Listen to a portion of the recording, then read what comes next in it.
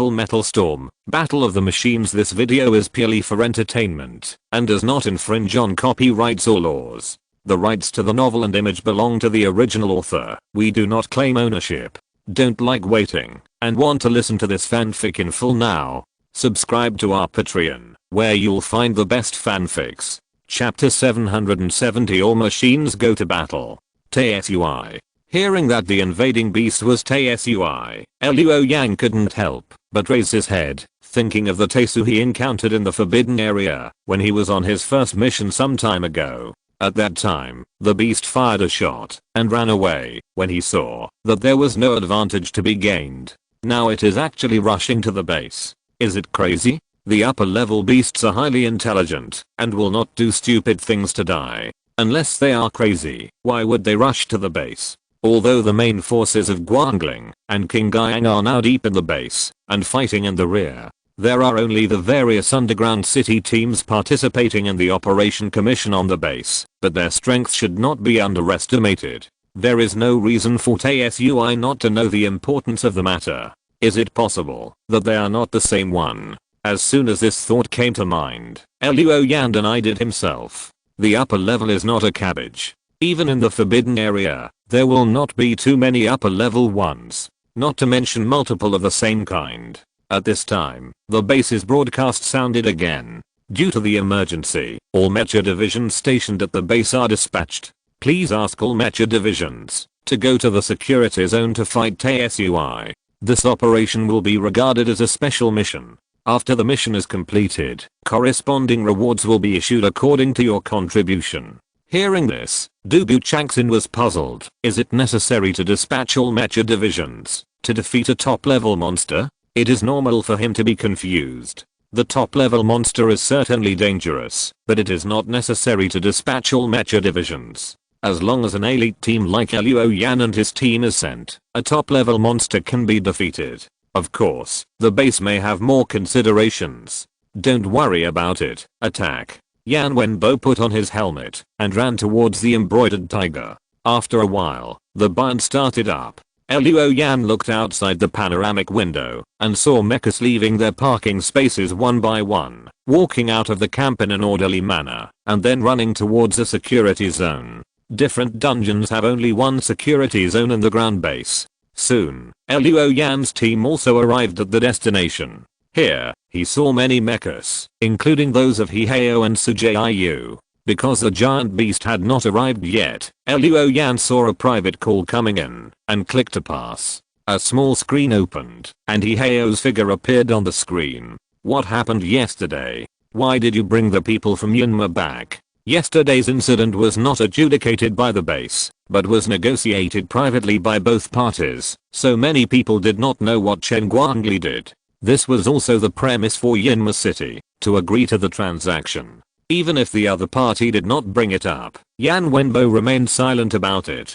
People outside could only speculate about it through their imagination. Luo Yan said calmly, I can't say. Hiheo did not go into the details and said, how many contribution points have you earned? Luo Yan raised a finger. For me, it's about this number. 1000? Hiheo did not wait for Luo Yan to respond and said, it should be more than that. That is, 10,000? You have earned 10,000 contribution points. Luo Yan nodded. Goodbye.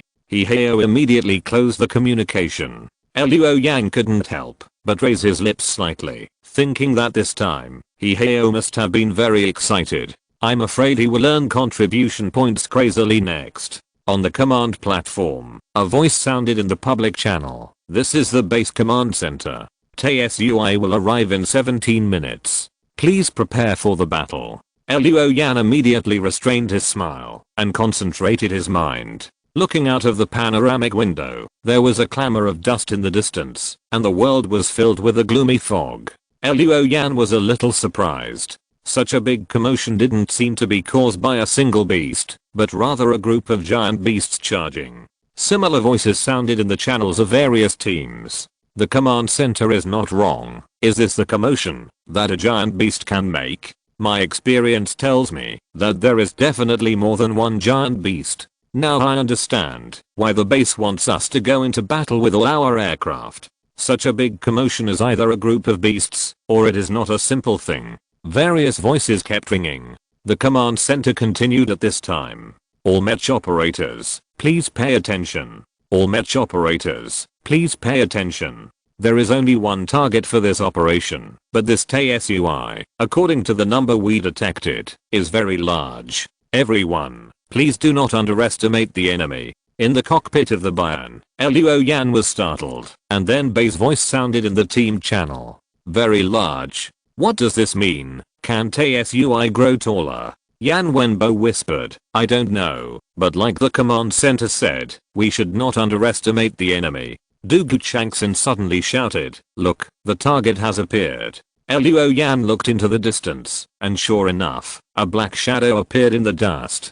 TSUI. But based on the distance and the size observed now, the size of TSUI is several times larger than normal. Circles of silver light immediately appeared in Luo Yan's red eyes. In the field of vision of the peeping silver eyes, he saw that the surface of TSUI was covered with a layer of silver veins. This vein is much more complicated than what I have seen before, but there are traces of fractures or connections in many places. It is full of unnatural feeling. It is as if the TSUI in front of him is made of multiple giant beast tissues. Some data quickly appeared in Luo Yan's vision, and at the same time, the command center and the communication channel also gave detailed parameters. It has been confirmed that the diameter of the TSUI approaching the base is 217 meters, and the thickness of the placenta is 75 meters. Its body is hidden deep in the placenta. The placenta must be broken before it can be damaged. A cry of surprise sounded in the communication channel. The diameter is more than 200 meters. The 5th level body is not that big. This is an oversized body.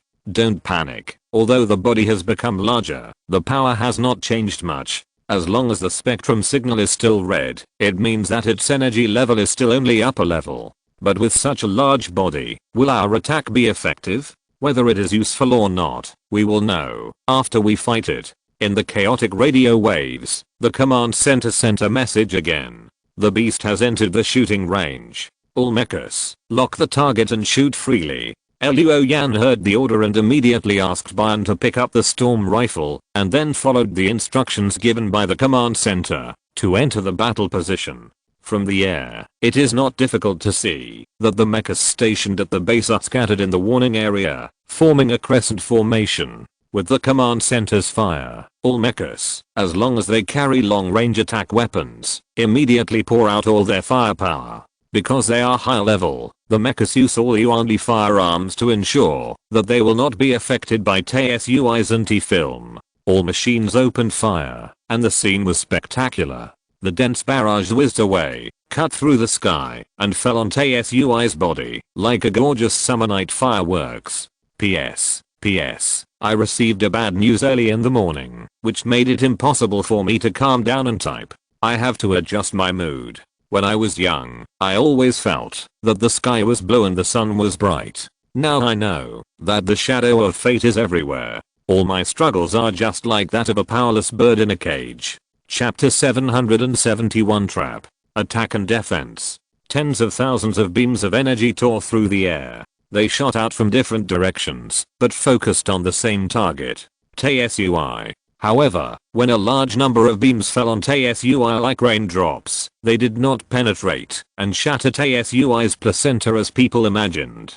The beams came from a long distance, but were refracted the moment they hit TSUI's body surface. This made the beams around TSUI chaotic, and the refracted beams hit other beams of the same kind, which collided and exploded, forming balls of energy flames. It looked like the battle was very fierce, but TSUI didn't even break its oily skin, let alone destroy its placenta and expose its body. The command center quickly built a model and analyzed it. The results showed that this was related to TSUI's body rotating at high speed, and there was a layer of smooth scales on the surface of its placenta, which not only made TSUI's placenta more difficult to destroy, but also refracted energy beams. The command center quickly adjusted its strategy. All mechs suspend attack. The trap area begins to explode. Boom boom boom.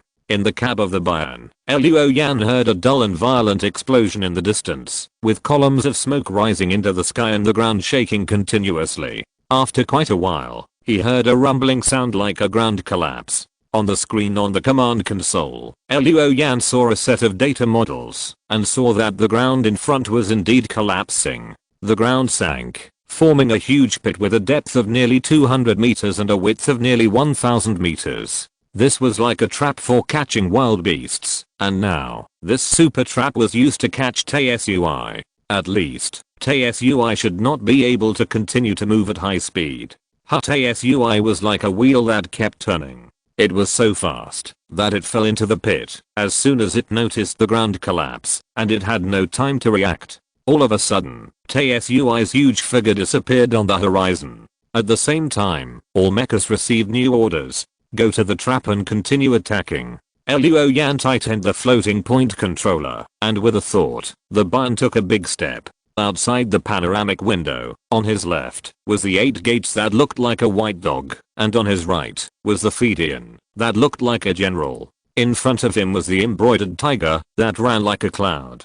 In addition, there were other mechs from various dungeons and teams. In them, Luo Yan saw Heihao's Black Thunder, and Su Jiuying's Greedy Wolf. In a blink of an eye, the mecha group came to the edge of the trap, and a large amount of condensing agent was sprayed inside the trap to reduce the activity of the giant beast. Located below the trap, a thick layer of frost had condensed on the surface of TSUI's placenta, and this layer of white frost was spreading upwards. At this time, the mechs that rushed to the trap shot into the trap one after another. This scene was like the ancient war, when the enemy was trapped inside the city wall, and the soldiers on the city wall shot at the enemy below from all sides.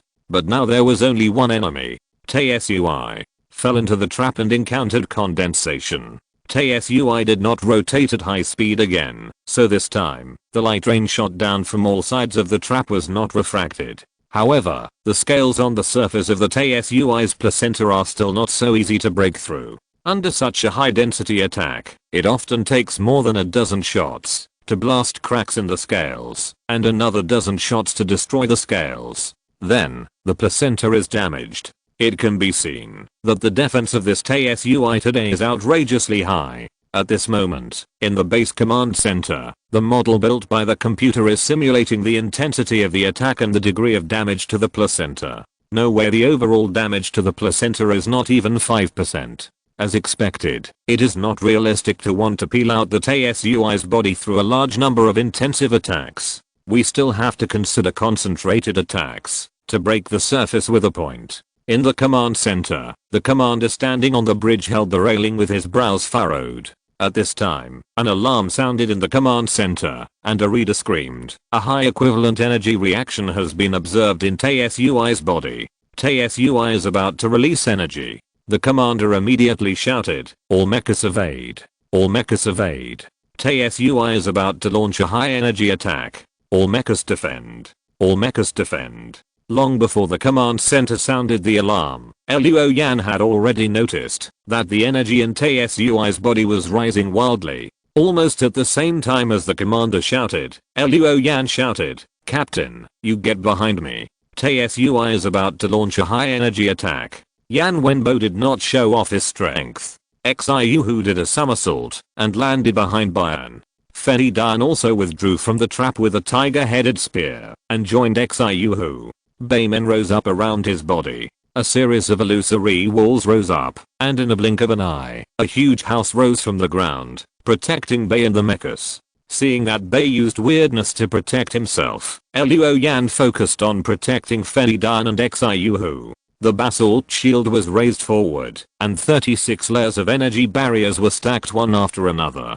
Just after the barrier was set up, a scarlet beam of light from the trap broke through the ground at a 45-degree angle and passed over the head of Mecha. The driver in the Mecha was just glad that he was not hit, and then he saw more and more beams of light breaking out of the trap. Looking down from the air, the upper part of the body of the TSUI in the trap had bone barrels sticking out from the placenta. Hundreds of barrels fired the same number of high energy beams. Then the TSUI rotated left and right, and those high energy beams were like laser lights on the dance floor, spinning and cutting wildly, cutting a slope from the vertical pit of the trap. In the process, those high energy beams shattered the void. If they were accidentally scratched by them, the mecha would be torn at best, and the armor would be broken, and the limbs would be separated in serious cases. A few unlucky people were scratched by the beams through the energy furnace, and they were engulfed by the blazing flames of the explosion, before they even had time to use their escape devices. The light and shadows on the battlefield disappeared, and strong light radiated in all directions, and the entire space was dyed red. It was not until the energy in Tsui's body fell back and ended the attack that the red color that filled the space slowly faded. In the cockpit, Luo Yan exhaled lightly and said in a voice that only he could hear, "Fortunately, although the energy has increased, it is not too exaggerated. It seems that, although the mass has increased, the energy level has not made a significant breakthrough. It is still a high level, not a dominant beast. This is very important. It is also crucial. This shows that Tsui has increased its mass by some unknown method, but in essence, it is still a high level. It's just that the large mass of the placenta has improved its defense capabilities, but it has not evolved into a dominant beast itself. If it is not a dominant beast, it cannot manifest its beast soul and use special skills. Otherwise, it can only let the god general level body go into battle." Chapter 772, A Hero's Courage in Times of Danger. After the attack of Tsui ended, the trap pit was cut into an inclined slope. The battlefield was surrounded by flickering fire and thick smoke. Several mechas had been sacrificed, and the drivers inside died without even having the chance to scream. The breath of death once again made Luo Yan feel cruel. The confrontation between humans and giant beasts has never been tender and affectionate, but cruel and life and death. Be careful. Tsui starts to move. It's coming out of the trap. The command center warned again. At the same time, Luo Yan saw that in the pit in the distance, Tsui rolled up from the slope. This big meatball shot up into the air and suddenly ejected a bunch of tentacles from the placenta. They crossed the air and wrapped around several mechas, using this force to eject itself at high speed. There was a cry of surprise in the public channel, but some people were quick-witted and immediately used rifles and swords to cut off the tentacles. However, there was still one mecha that didn't have time to cut off the connection with Tsui, and because of the huge size difference, before Tsui hit it, the mecha flew towards Tsui by itself. Bang! The two sides collided in mid-air, and the mecha was deformed. Fortunately, before the collision, the driver ejected from the body and landed in the relatively safe rear. Attack. Without waiting for the command from the command center, many mechas had already rushed up, throwing energy beams, mystical arts or combat skills at Tsui. Tsui suffered many attacks and fell to the ground. His body rotated at high speed, whistling and knocking away two mechas, and then running around on the battlefield. In this way, although there were many mechas on the scene, they could not form an effective attack, and could not play the advantage of numbers. All mechas use the number 1 mystical art black rope to control Tsui. The command center issued a new order. Immediately, except for a few magic machines, the other mystical machines formed seals, and used the number 1 mystical art. Black rope is a mysterious art that almost all mecha masters can use. Even those who are not good at it can use it with their eyes closed. Suddenly, dark ropes broke through the air on the battlefield, locking Tsui from all directions, and immediately stopped the movement of the giant beast. Tsui struggled desperately, but there were too many mechas on the scene, and they were imprisoned from different directions. In this way, the force was evenly distributed, making it impossible for Tsui to break free. The voice of the command center sounded again. All mecha masters who can use unique skills, step out. Use your unique skills to attack the same place. We must use a point to break the surface, tear open the placenta of the giant beast, and let its body appear. Immediately, including Luo Yan, more than a dozen mechas came out on the scene. Among them was Yan Wenbo's embroidered tiger. "Hey, Captain, you actually have a trick up your sleeve," Bei said in surprise. Yan Wenbo laughed and said, "What do you mean by keeping a trick? I just exchanged it with the core. I haven't practiced it for a long time, so I don't know if it works well."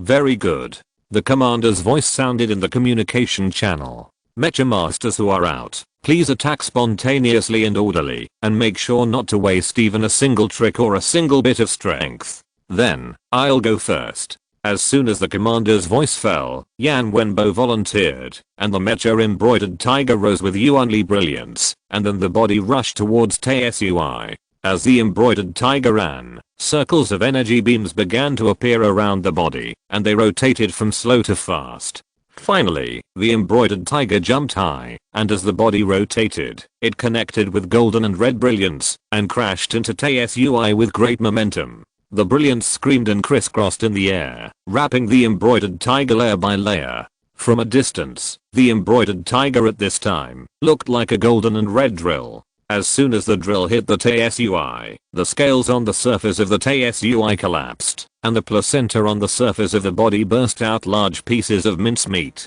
The giant beast was like butter meeting a hot knife, allowing the embroidered tiger to drill in easily. In the command center of the surface base, on the big screen, a number kept changing. The destruction depth of the giant beast's placenta is 10 meters, 15 meters, and 20 meters. When the destruction depth reached 27 meters, the embroidered tiger stopped. Then the mecha jumped out, staggered back a few steps, and then sat down on the ground. I can't do it anymore. I feel dizzy. Yan Wenbo's voice sounded in the communication channel, and Luo Yan and several other team members were speechless. Bei whispered, "Captain, why did you change your drill skills? The enemy will be dizzy after drilling." As soon as the embroidered tiger retreated, the other mechas filled in, and they all blasted out their skills, widening the gap opened by Yan Wenbo, causing the thickness of the Tsui's placenta to continue to decrease. When the thickness of the placenta was only 50 meters, it was finally Luo Yan's turn to appear. But just as Bayan raised his sword and stepped forward, an old woman's face suddenly appeared on the surface of Tsui's placenta. Then Luo Yan saw that the energy readings in Tsui's body were rising at an alarming rate.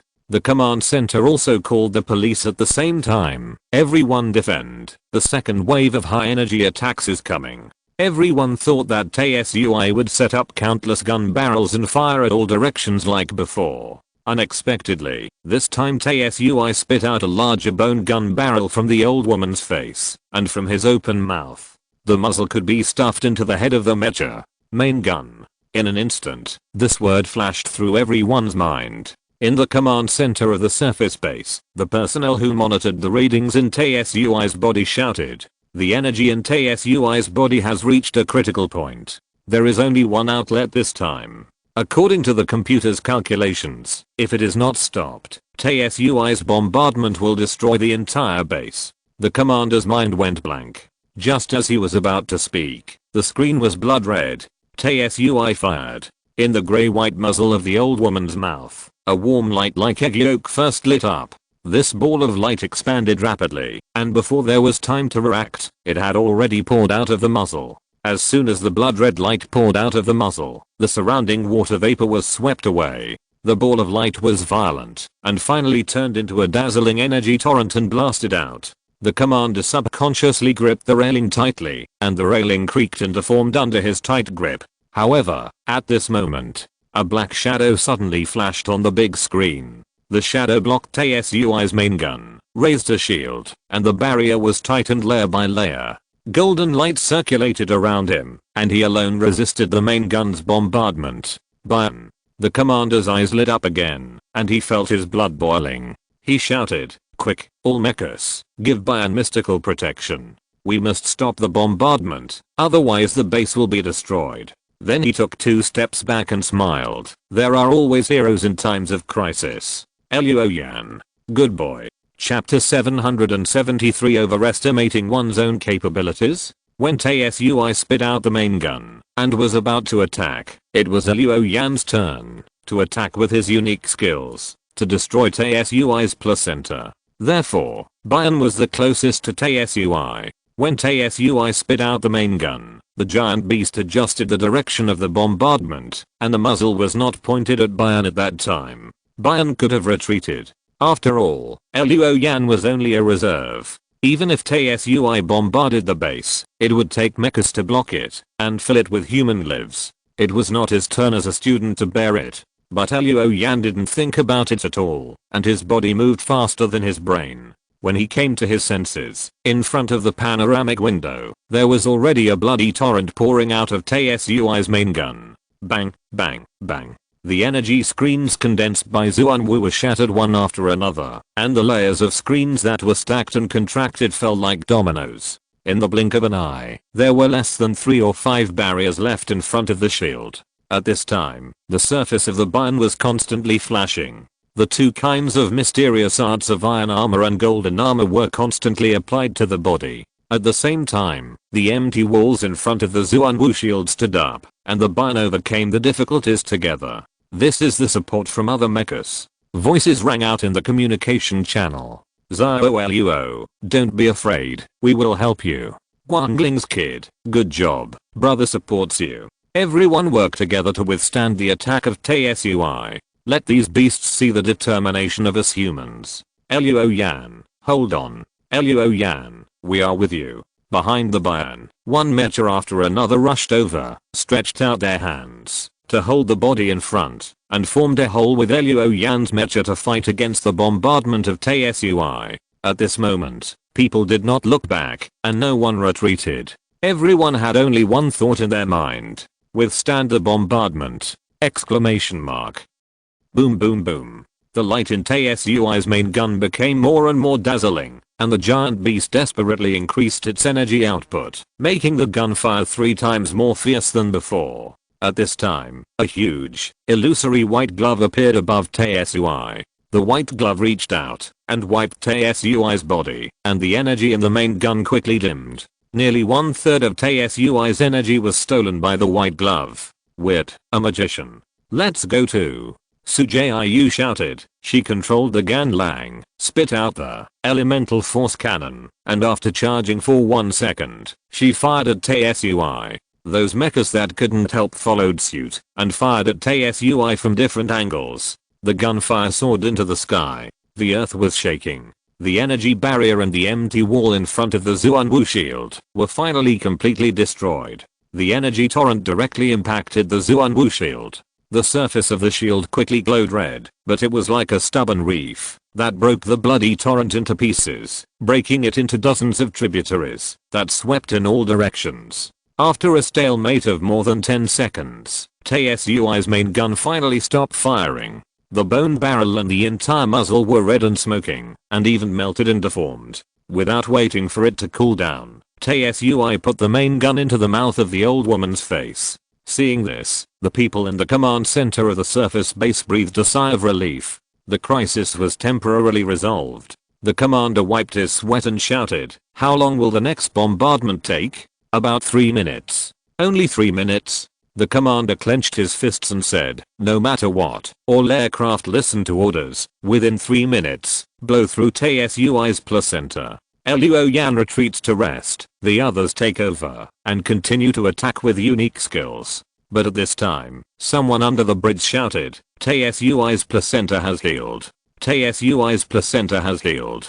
The commander almost jumped up. "What, so fast? Even if that thing has the property of regeneration, how long has it taken for the placenta to heal?" A model was placed on the big screen, and it can be seen from the model that Tsui's outer placenta has indeed healed. However, Tsui's mass has decreased, and it seems that part of the placenta tissue has been sacrificed to accelerate the healing. Now the thickness of the placenta has dropped to 54 meters, but the inner structure of the placenta has changed. An analyst said quickly. The placenta of Tsui has changed from a hole to a 5-layer structure, and the closer the placenta is to the main body, the greater the density. In addition, the placenta tissue now has a honeycomb structure, which allows the placenta to withstand greater impact and decompose the impact, making it difficult for the impact force to hit.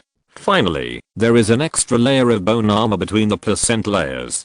From the data analysis of the armor, its hardness is similar to the material armor used in our mecha. In this case, to peel off Tsui's main body, we need to break through 5 layers of placenta and 4 layers of bone armor. Listening to these analyses, the commander felt a headache. Can so many layers of defense of Tsui be torn apart in 3 minutes? At this time, on the battlefield, Tae-Sui seemed to have used up all his strength after the bombardment, and was actually motionless on the battlefield. What are you standing there for? Even if Tae-Sui's placenta has healed and strengthened, just keep attacking. Can't it regenerate? Then we will wear away its flesh and blood, so that it can never give birth again. Yan Wenbo shouted, and immediately controlled the embroidered tiger to rush forward, and once again use the drill-like secret skill to drill Tae-Sui's placenta. Large pieces of minced meat were ejected, and the embroidered tiger dug a huge deep hole in Tae-Sui again. But last time, Yan Wenbo dug 27 meters in one breath, but this time he only dug 12 meters, and even destroyed the first layer of bone armor, and he had already retreated. The other mecha masters who could use their secret skills were about to make up for it, but Tae-Sui suddenly sprayed a large amount of dark green smoke, and in an instant, the battlefield was filled with thick fog, and continued to spread. Get out of the fog range. Those are Tae-Sui's spores. Be careful of the spore swarm explosion. The command center issued a warning, and many mecha masters who had never fought against Tae-Sui hurriedly distanced themselves. But at this time, Tae-Sui started to spin wildly, rushing towards the mecha group at high speed, and continued to release spore mist while moving. Suddenly, many mechas were submerged in the dark green fog.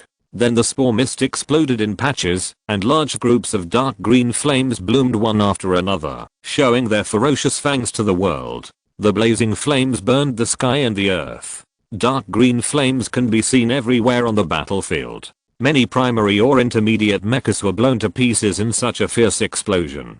The pilots and the mechas had no time to escape, and were submerged in the green fire. In the thick green fire, only advanced mechas like the Xiu who evaded with the hanging air feature, or the 8 gates used strange defense, or were lucky like the Fidian, who was picked up by the Bian, and flew into the sky in time with the jet, and escaped from the sea of fire. On the battlefield, a sea of green fire was burning, and Tae-Sui was in the sea of fire. The old woman's face had a slightly raised corner of her mouth, as if she was laughing at humans' arrogance. Chapter 774, Massacre. The command center of the surface base. We were fooled by an upper level, damn it. The commander suppressed his annoyance and shouted, how much time is left before the next bombardment? Less than 2 minutes. Less than 2 minutes. The commander said with a wry smile, is it too late? Bian's condition is probably not enough to withstand a second bombardment. On the big screen, the big shield of Bian was still glowing red.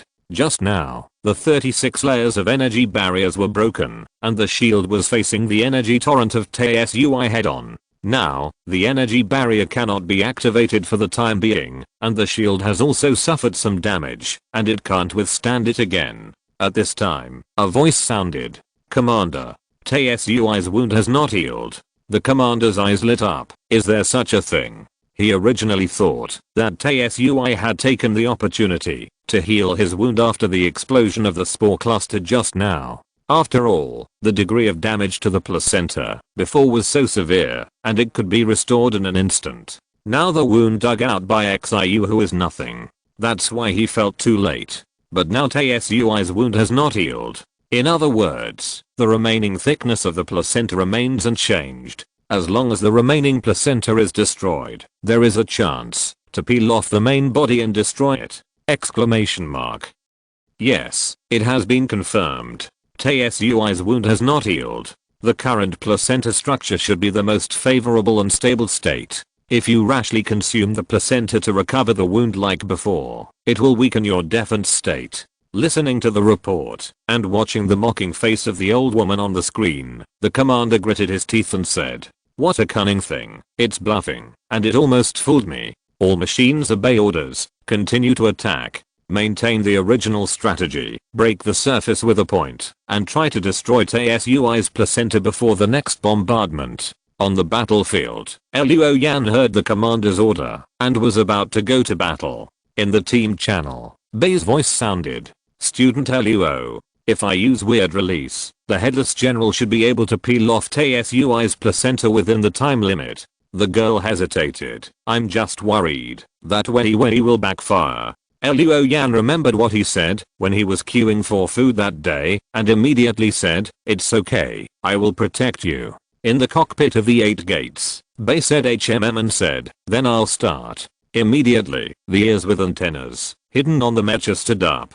Then the hypercore matrix was also activated, trying to stabilize Bay's mental state. The girl took a deep breath, and a pattern of lines appeared on her face. These lines looked a bit like circuit diagrams. When Bay pulled up the blindfold, the dark eye connected to the space, where when he was also a similar circuit pattern. Weird. Release. At the same time, a window opened on the command desk, with a countdown stopwatch on it. The stopwatch showed 110 seconds. At this time, the countdown began. Whoosh. A strong wind suddenly blew on the battlefield, blowing the green fire pieces into dancing. The wind was very strange, and it was spinning on the ground, so the green fire that was pulled also spun. Then, a little dim light appeared in the green fire and the wind. It was like the afterglow of the setting sun, extremely brilliant, but weak, with a hint of dilapidated and bleak atmosphere. The light suddenly expanded, and the wind suddenly dissipated, and the green fire disappeared. But in the dim light, a figure was reflected. It was a headless body, wearing a broken armor, and the heads of different races and creatures were hung on the straight armor spikes. It was dragging a broken sword in its hand, like a general who had just come down from the battlefield, experienced countless battles, and even lost his head. Weird. Headless general. At first glance, there was no difference from the usual state, but at this time, in the broken armor on the headless general, a trace of orange-red flame emerged from one of the cracks. Then, the cracks on the armor and the broken sword door limited orange-red flames. The flames expanded infinitely, making the headless general seem to be on fire. Its armor was burning, its broken sword was burning, its body was burning, and even the countless heads on its armor spikes were all burning! Exclamation mark. The flames dispelled the desolation and bleakness. Like a phoenix reborn from the flames, the headless general was bathed in flames, and a violent breath rose to the sky. At this moment, it seemed to have returned to a battlefield, where people had sacrificed their lives and shed blood. It casually took off one of the heads on its armor spikes, and pressed it against its neck. The head burning with flames suddenly turned into a majestic face, with eyes wide open and a high-pitched roar coming out of its mouth. Boom. The fire rolled and formed a cloak behind the general. The broken sword soared into the sky, and the sword body was connected at the broken part, using fire as a blade and flames as a cutting edge. Roaring. Charge. The headless general rushed into the green sea of fire. Wherever it went, the orange-red flames on its body would ignite. Even the green fire formed by the explosion of the spore mist was ignited, assimilated, and infected at this moment. The fierce red flames spread out like the flames of war. The headless general was like a spark falling into the boundless grassland. Even a spark can set the prairie on fire. In a blink of an eye, the green fire on the battlefield was swallowed by the orange flame. The orange flame was still strong, and followed the headless general like an indomitable soldier. And they only had one opponent. Tsui. The old woman's face on the big meatball, the gloomy and mocking smile disappeared, and the corners of her mouth pursed down, as if Tsui was in a heavy mood. Tsui turned around, and wanted to escape, but at this time, the Yuanli chains cast by other mecha masters fixed it, making it difficult to escape. At this time, the headless general arrived. The broken sword, that had turned into a flame blade, with the momentum, as if to split the world, slashed to the end with one sword. A long river of blood and flesh immediately gushed out of Tsui's placenta, but as soon as these things were ejected, they were burned and evaporated by the orange flames. Tsui's body exploded violently, and thousands of golden rainbows shone through the sky. The giant beast's placenta exploded completely, and countless fragments were instantly burned in the golden rainbow light, and melted into the fire. Tsui's placenta is completely peeled off. Tsui's true body is exposed. Chapter 775 Mission completed. The 8 gates. The countdown on the command console finally stopped at 11 seconds. Bay had put on an eye mask, and the lines in her eyes disappeared. But under the eye mask, a drop of blood oozed out, gently scratched Bay's face, leaving a trace of vermilion on her face. The headless general had disappeared, and after slashing the last sword, his figure dissipated like bubbles. At this moment of strange exit, I don't know if it was an illusion, Bay seemed to hear a soft sigh. There seemed to be a little unwillingness, a little bit of dissatisfaction. On the battlefield, Taesui's image was miserable. Now it was like an egg with the egg white peeled off, leaving only the yolk. The surrounding mecha masters were still shocked by the crazy slashing of the headless general just now, and forgot to move for a while, until a heavy mecha with a dark background ran towards Taesui, and the other mecha masters came back to their senses. Black Thunder. Hiheo drove his mecha and strode towards Taesui to give it the final blow. Seeing that Hiheo had already set out, Luo Yan wanted to let this former senior earn some contribution points, so he did not steal the credit and stayed beside the 8 gates to ask about base condition. At this time, in everyone's communication channel, new news came from the command center. The energy in Taesui's body has reached the critical point. Taesui is about to bombard. Destroy it quickly. Luo Yan looked at the battlefield fiercely. Sure enough, Taesui's broken body stubbornly spit out the main gun. Moreover, it did not point at any mecha, but continued to aim at the base. It seemed that it came for this purpose. It did so much just to destroy the base.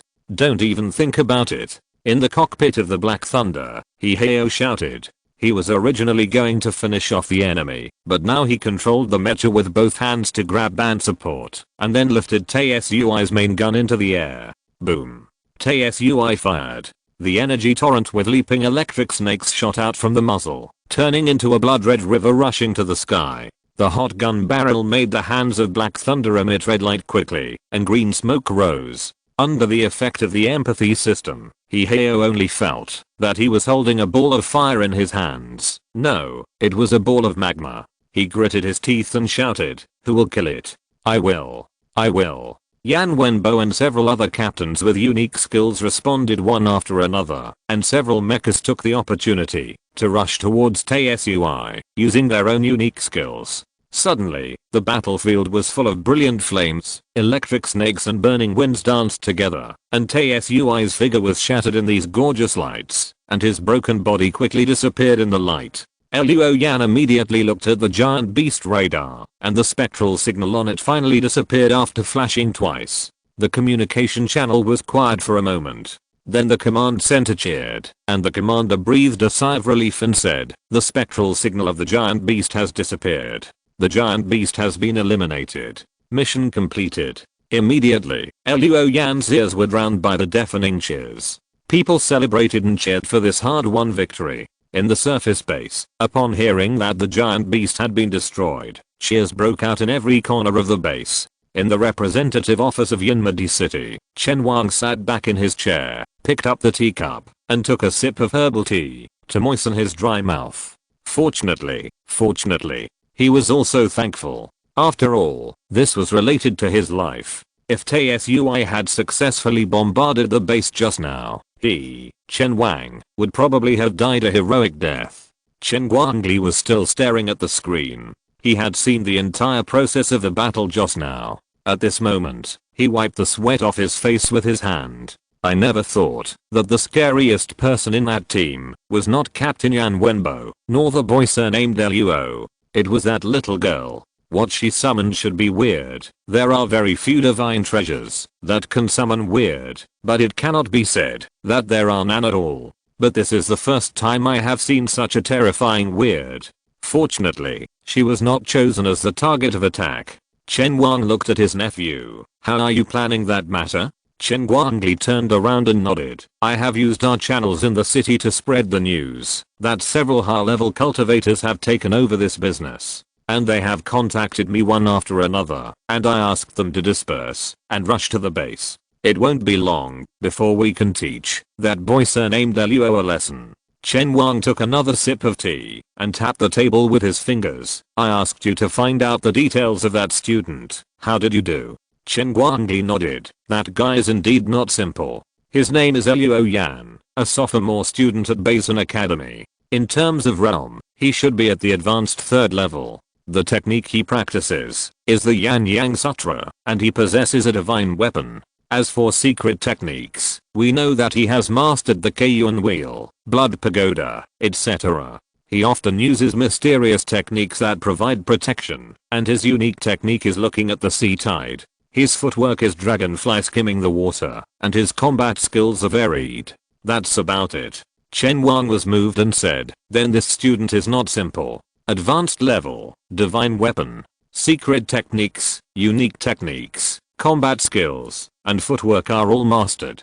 Very comprehensive. If you want to touch him, the price you pay may not be small. In addition, you need to be absolutely sure before you can make a move. Otherwise, the 100 Battles Academy may cause trouble for us. Chen Guangli said, don't worry, uncle, I know what's going on. I was indeed shocked when I got this information. But you see, his performance just now was ordinary. Even worse than that girl named Bei. I guess this kind of guy only has realm. He has learned a lot, but how can a student know that realm secrets and other things don't mean anything in real combat? Chen Wang snorted and said, in terms of actual combat, you are not much better than others.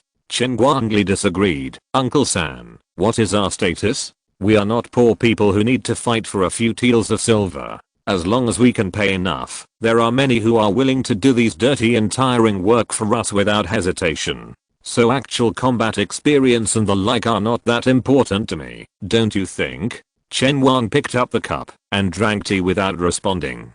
Guangling camp. Luo Yan came out of the cab, took off his helmet, and breathed a sigh of relief. Although today's opponent is only one upper step, it is extremely difficult. If the placenta of TSUI is not peeled off in time, I'm afraid that the surface base will be destroyed in the third bombardment.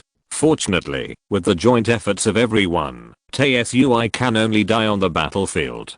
However, in this battle, several mecha divisions were sacrificed, and many people were injured. So after the battle, and the excitement, there wasn't much of a celebratory atmosphere in the camp. On the contrary, it felt a bit more heavy than yesterday. If you're listening to this novel on a channel other than Fanfic World, it means they downloaded and uploaded it without effort. We cordially invite you to visit our channel, Mundo Fanfic Novelos. There you'll find the original version of this story and you can explore many other novels of various genres. We're waiting for you to immerse yourself in a world of incredible novels. Chapter 776 Embarrassment. Luo Yan himself was not injured.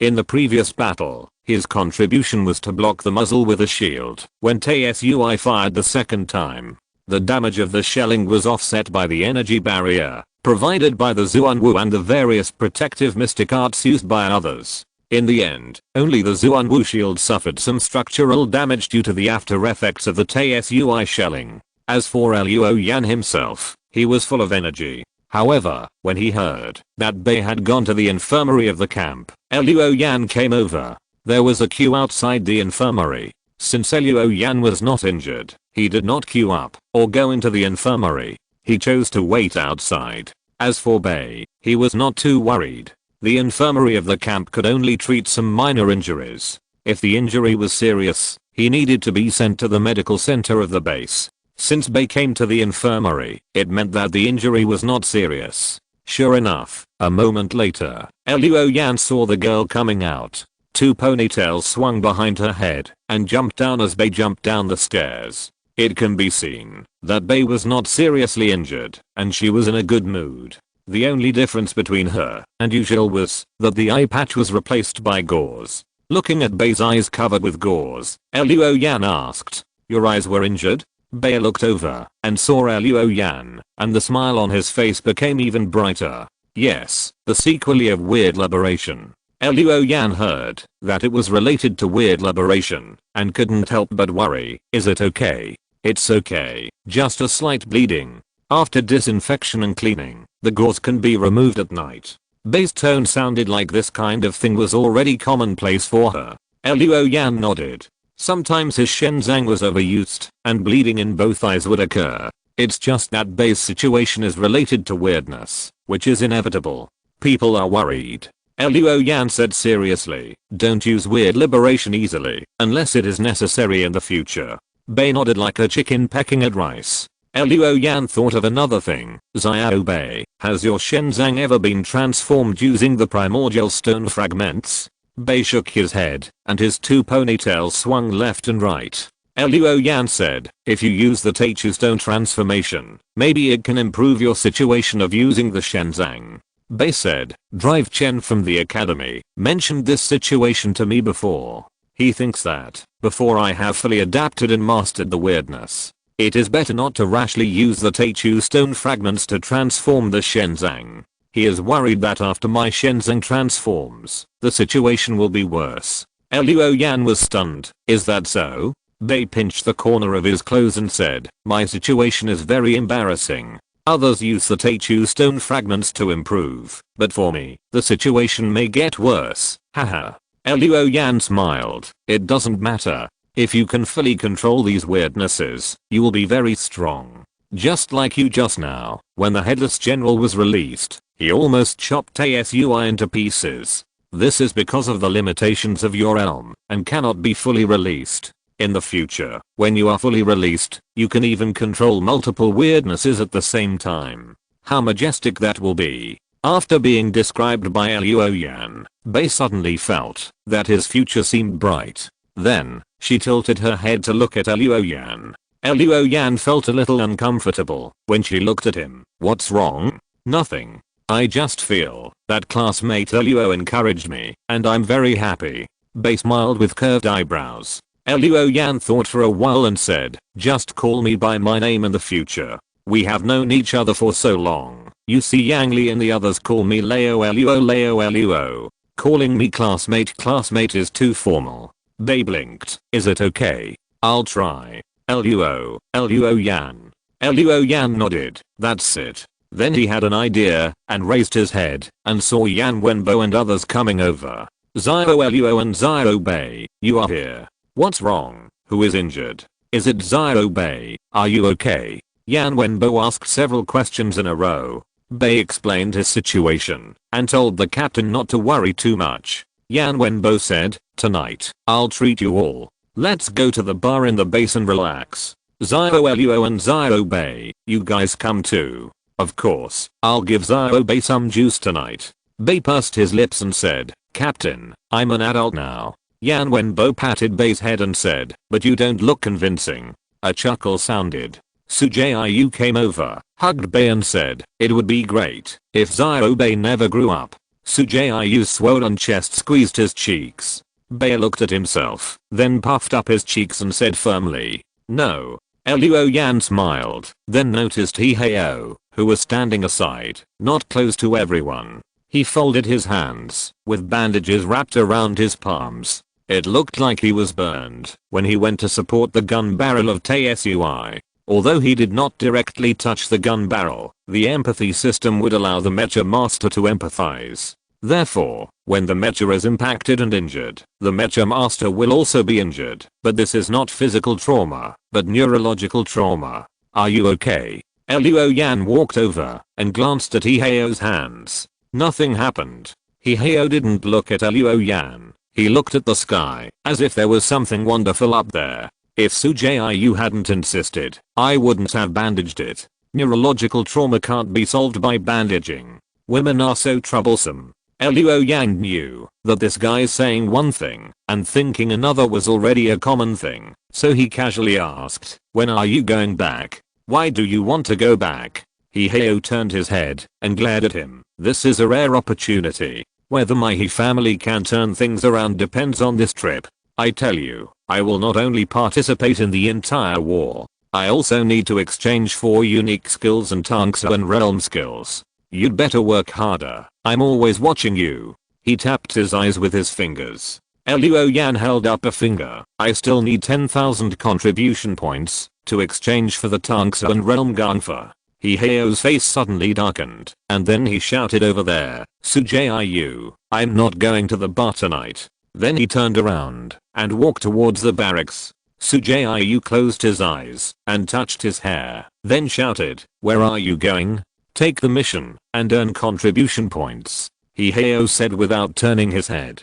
Jiuying muttered, what has stimulated him again? Then she told Yan Wenbo tactfully that she and Hiheo would not participate in the evening activities. She was worried that Hiheo would mess around, so she had to keep an eye on him, and then she left. Watching Hiheo and Jiuying go away, Yan Wenbo sighed. It's great to be young. If I were 10 years younger, I would definitely have a good relationship. Chapter 777 Drunk. That night, the evening breeze blew, bringing the smell of gunpowder. From a distance, scaffolding was set up at the corpse of Tsui on the battlefield, and various vehicles were parked. It was obvious that the recovery of Tsui was still in progress. Luo Yan retracted his sight. Sitting in the off-road vehicle, he could already see the gate of the base. A moment later, they had entered the base. The predecessor of this surface base was the Falcon base, but that base had been wiped out by Huang Yuanhang. The newly built base was originally hosted by a surface company.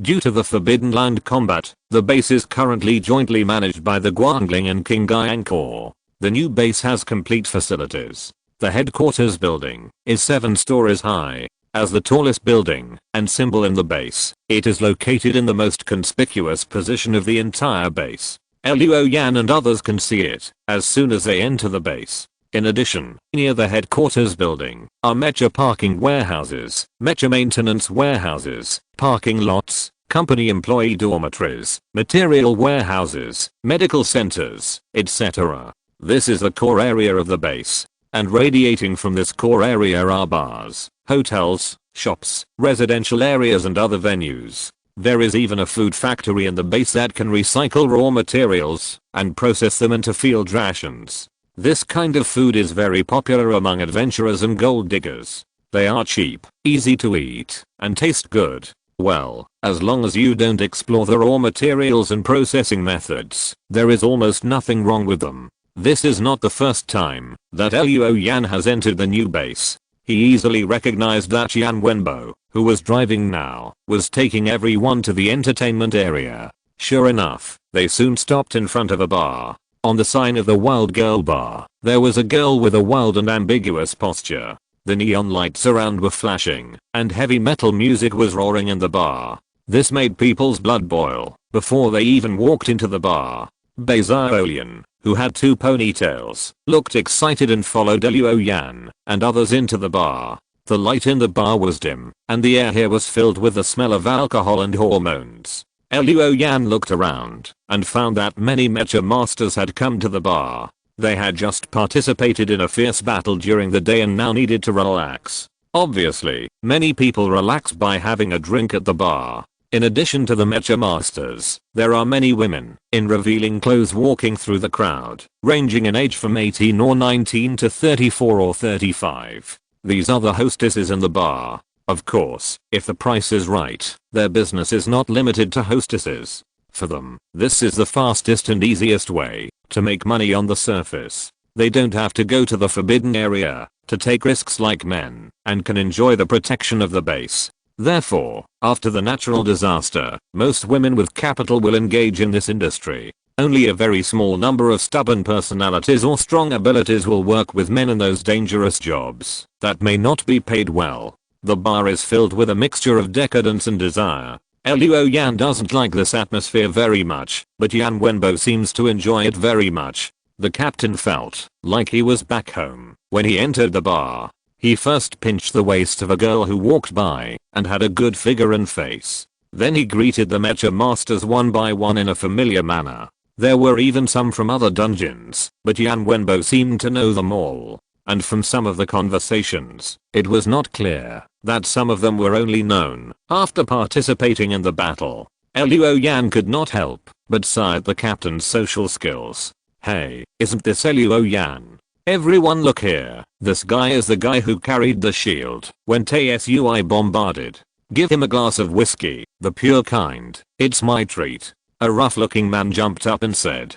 Suddenly, whistles rang out in the bar, and everyone looked at Luo Yan and raised their glasses to Luo Yan, wanting to drink a glass with him. When Luo Yan became the focus of the audience, people soon noticed Bei next to him. Look, the girl next to Xiao Luo, is that Bei? Yes, it's her. I never thought that this little girl could summon such a strange thing called a warrior.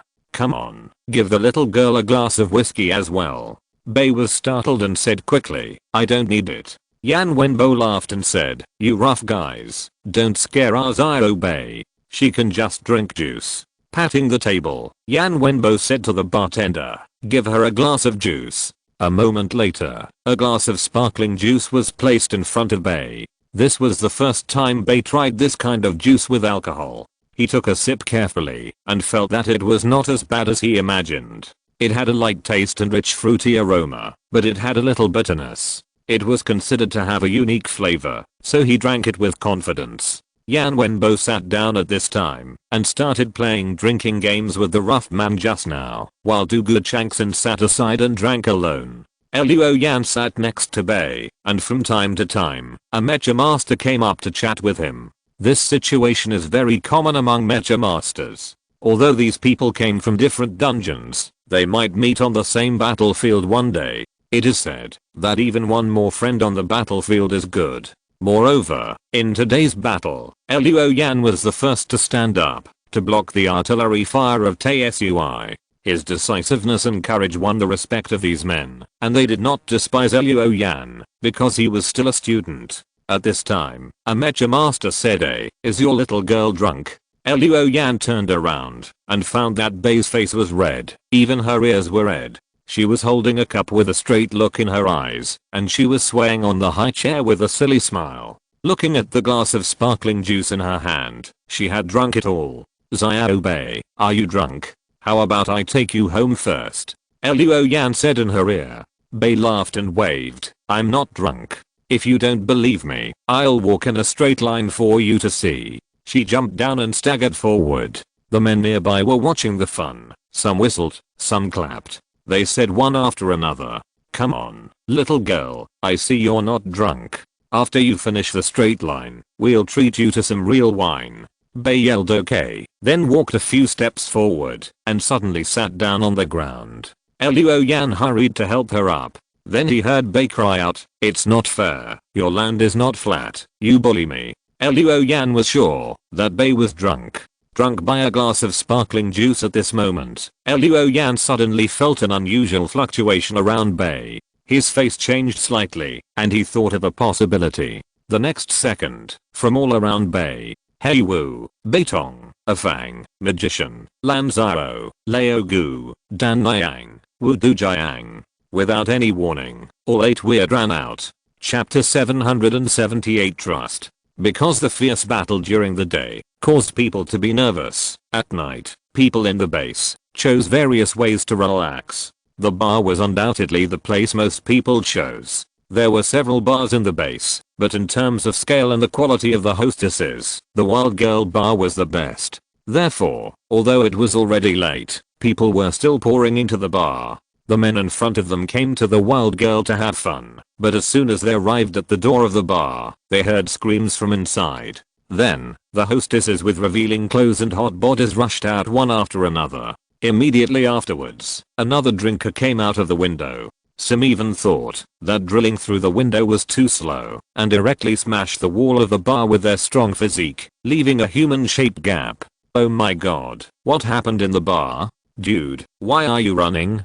Soon, those who had just arrived knew what happened in the bar. In the bar, 2 black and blue arms floated in the air, constantly flipping tables away. There was also a burly figure without a head, dragging a broken long sword and swinging it randomly. There was an illusory huge white glove that picked people up everywhere and then threw them out of the bar. Some people also had grey and fleshless bone hands growing on their bodies. These bone hands pulled or tugged, causing the people possessed by the bone hands to scream. One by one, the weird were making a scene in the bar in their own way, but it could be seen faintly that they were all around Bei. Fortunately, these weird were making a scene, but they did not attack or hurt anyone. It was as if they were suppressed by Bei's subconscious. Especially Luo Yan. He stood next to Bei, and those weird ignored him. Dan Niang even handed him a fiery red pill of unknown nature. Luo Yan didn't know whether to laugh or cry. He didn't expect that Bei would be so scary when he was drunk, and the 8 weirds would come out at the same time. If he let go, it would not be as simple as just destroying a bar, but it would be possible to destroy a base. "Xiao Bei." Luo Yan pulled Bei up. "Stop making trouble, I'll take you back to sleep." Bei raised her little face and said drowsily, "Sleep, okay, sleep." She yawned, then put her head on Luo Yan's shoulder and fell asleep. As soon as Bei fell asleep, the weird things that made a scene in the bar disappeared one by one. Yan Wenbo sat in the messy bar, holding a bottle of whiskey in his hand, and smiled bitterly. It seems that Xiao Bei can't get drunk in the future. Xiao Luo, you take her back first. Luo Yang nodded and carried Bei away. Yan Wenbo drank another glass and said to the bartender hiding behind the counter, call your boss over and say that the loss of the bar is on me. In the base, Luo Yan carried Bei to the vicinity of the vehicle. When he wanted to put Bei in the car, he felt that Bei was holding him tightly. Then he heard Bei mumbling something. Luo Yan listened carefully and heard it clearly. Mom, don't leave me. Xiao will not randomly summon weird things again. Mom, Xiao is not a monster. Xiao will be obedient. Don't leave me. Luo Yan's heart twitched fiercely, and then he said softly, it's okay, Xiao Bei.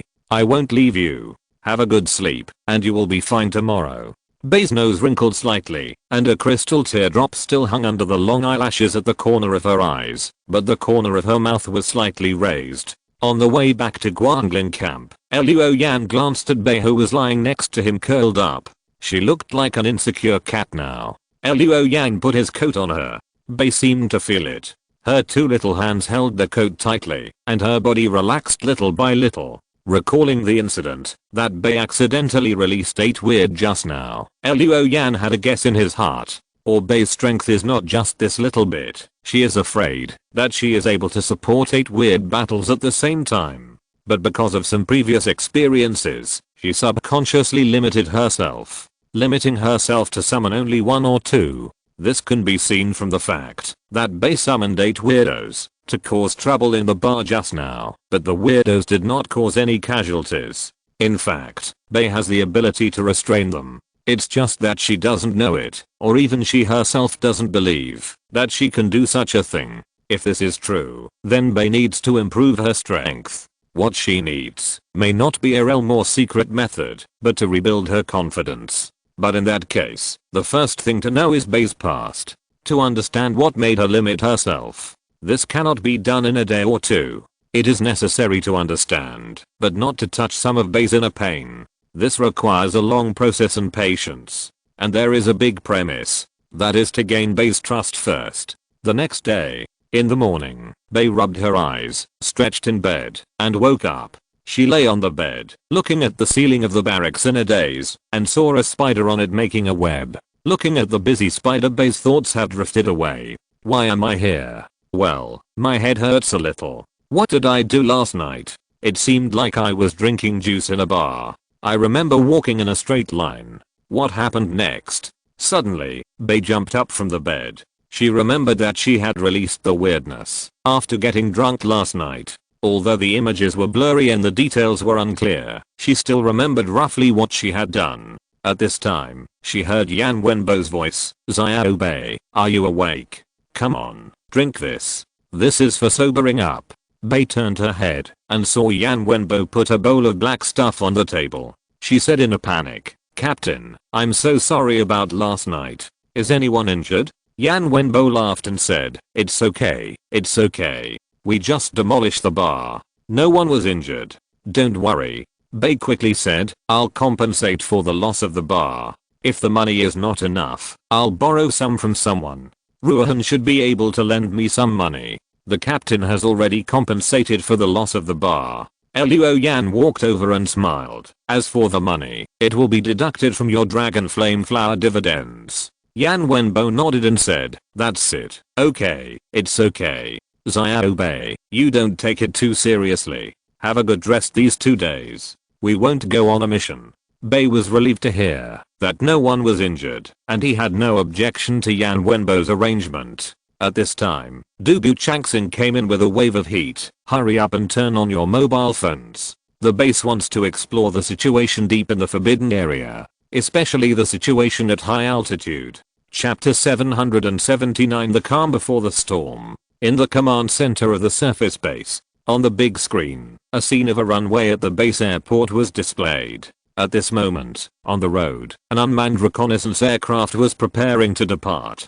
Self-check completed. The drone can depart at any time. The pilot in charge of controlling the drone looked back at the bridge. On the bridge, the base commander said calmly, let's go. The next second, the picture on the big screen began to shake slightly, and the scenery on both sides slowly receded. As the scenery receded faster and faster, and finally turned into a blurred light and shadow, the horizon of the runway also began to drop, and finally disappeared from the screen. At this time, the screen can see the recovery site of TSUI on the distant land. In the distance, you can see the forbidden area, where explosions and flames appear from time to time.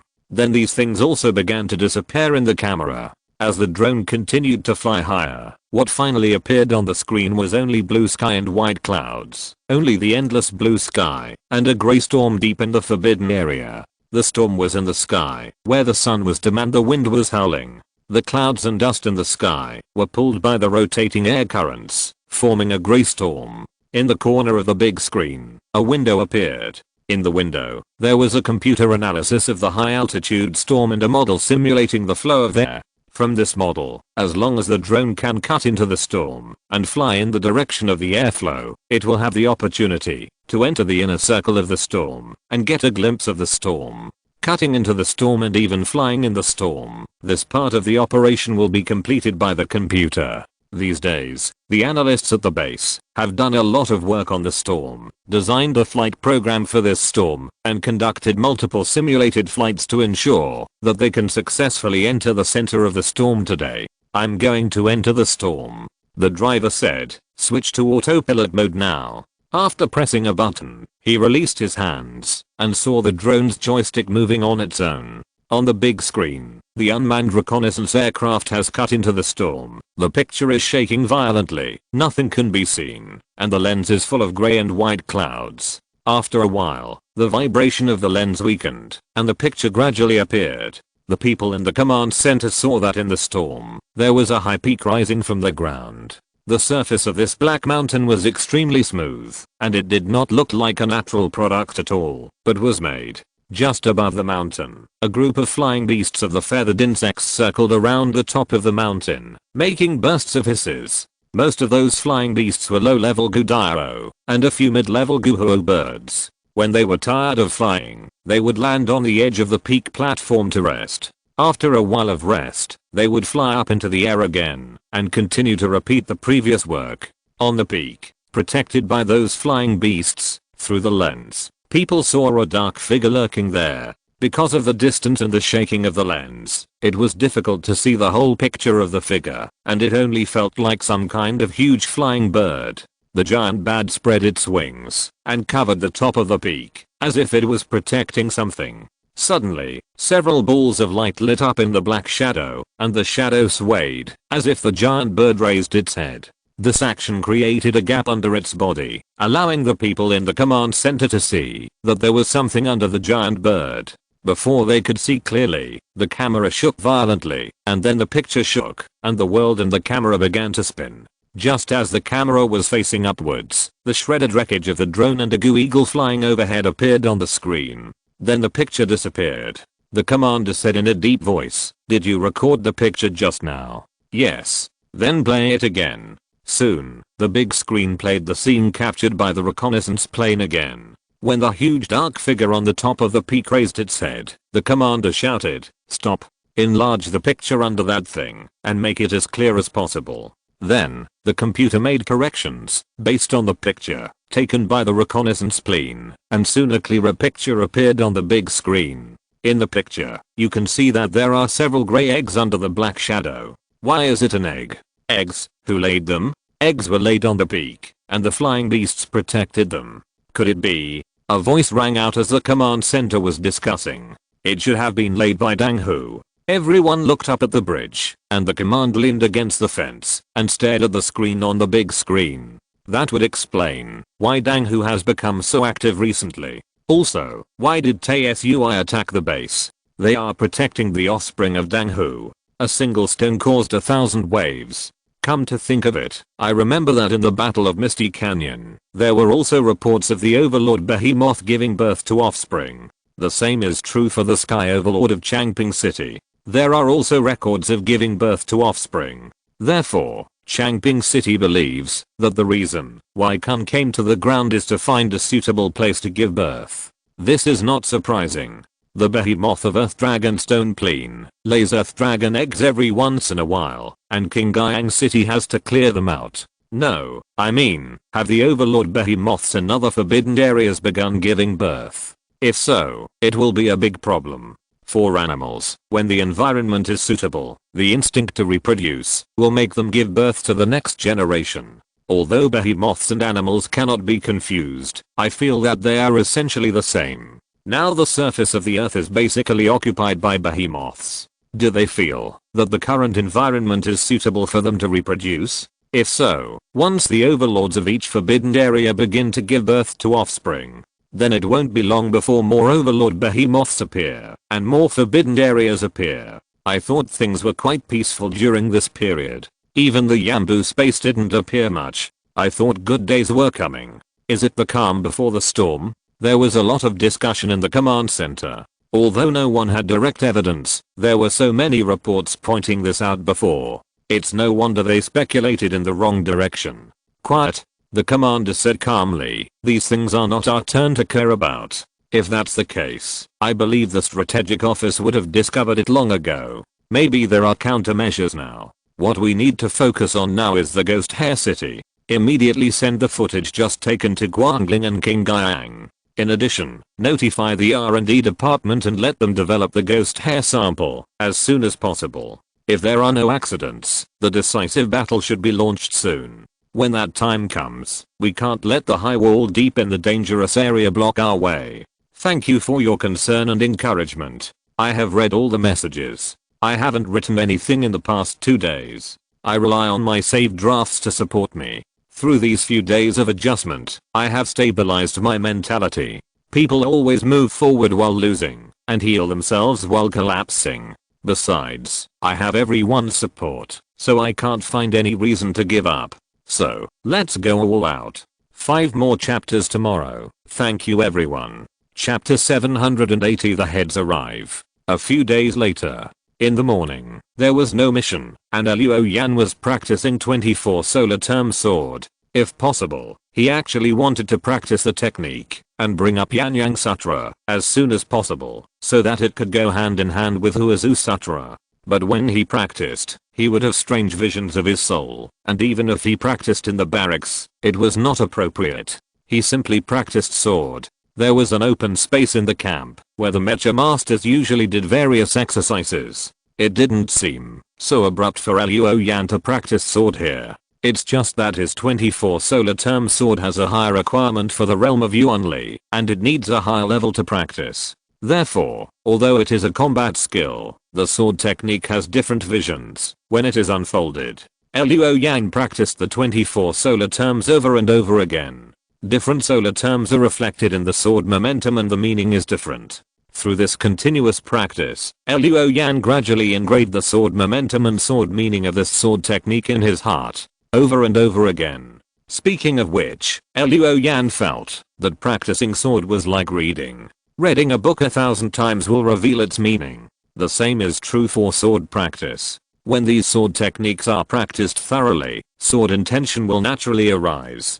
Sword intention is the spirit of sword techniques. If you understand sword intention, you can shed the external form. At that time, it doesn't matter how you use the sword technique. The same straight stab, what kind of sword intention is embedded, it is the corresponding move. Only then can you really focus on meaning rather than form. Only then can this 24 solar term sword be considered a great success.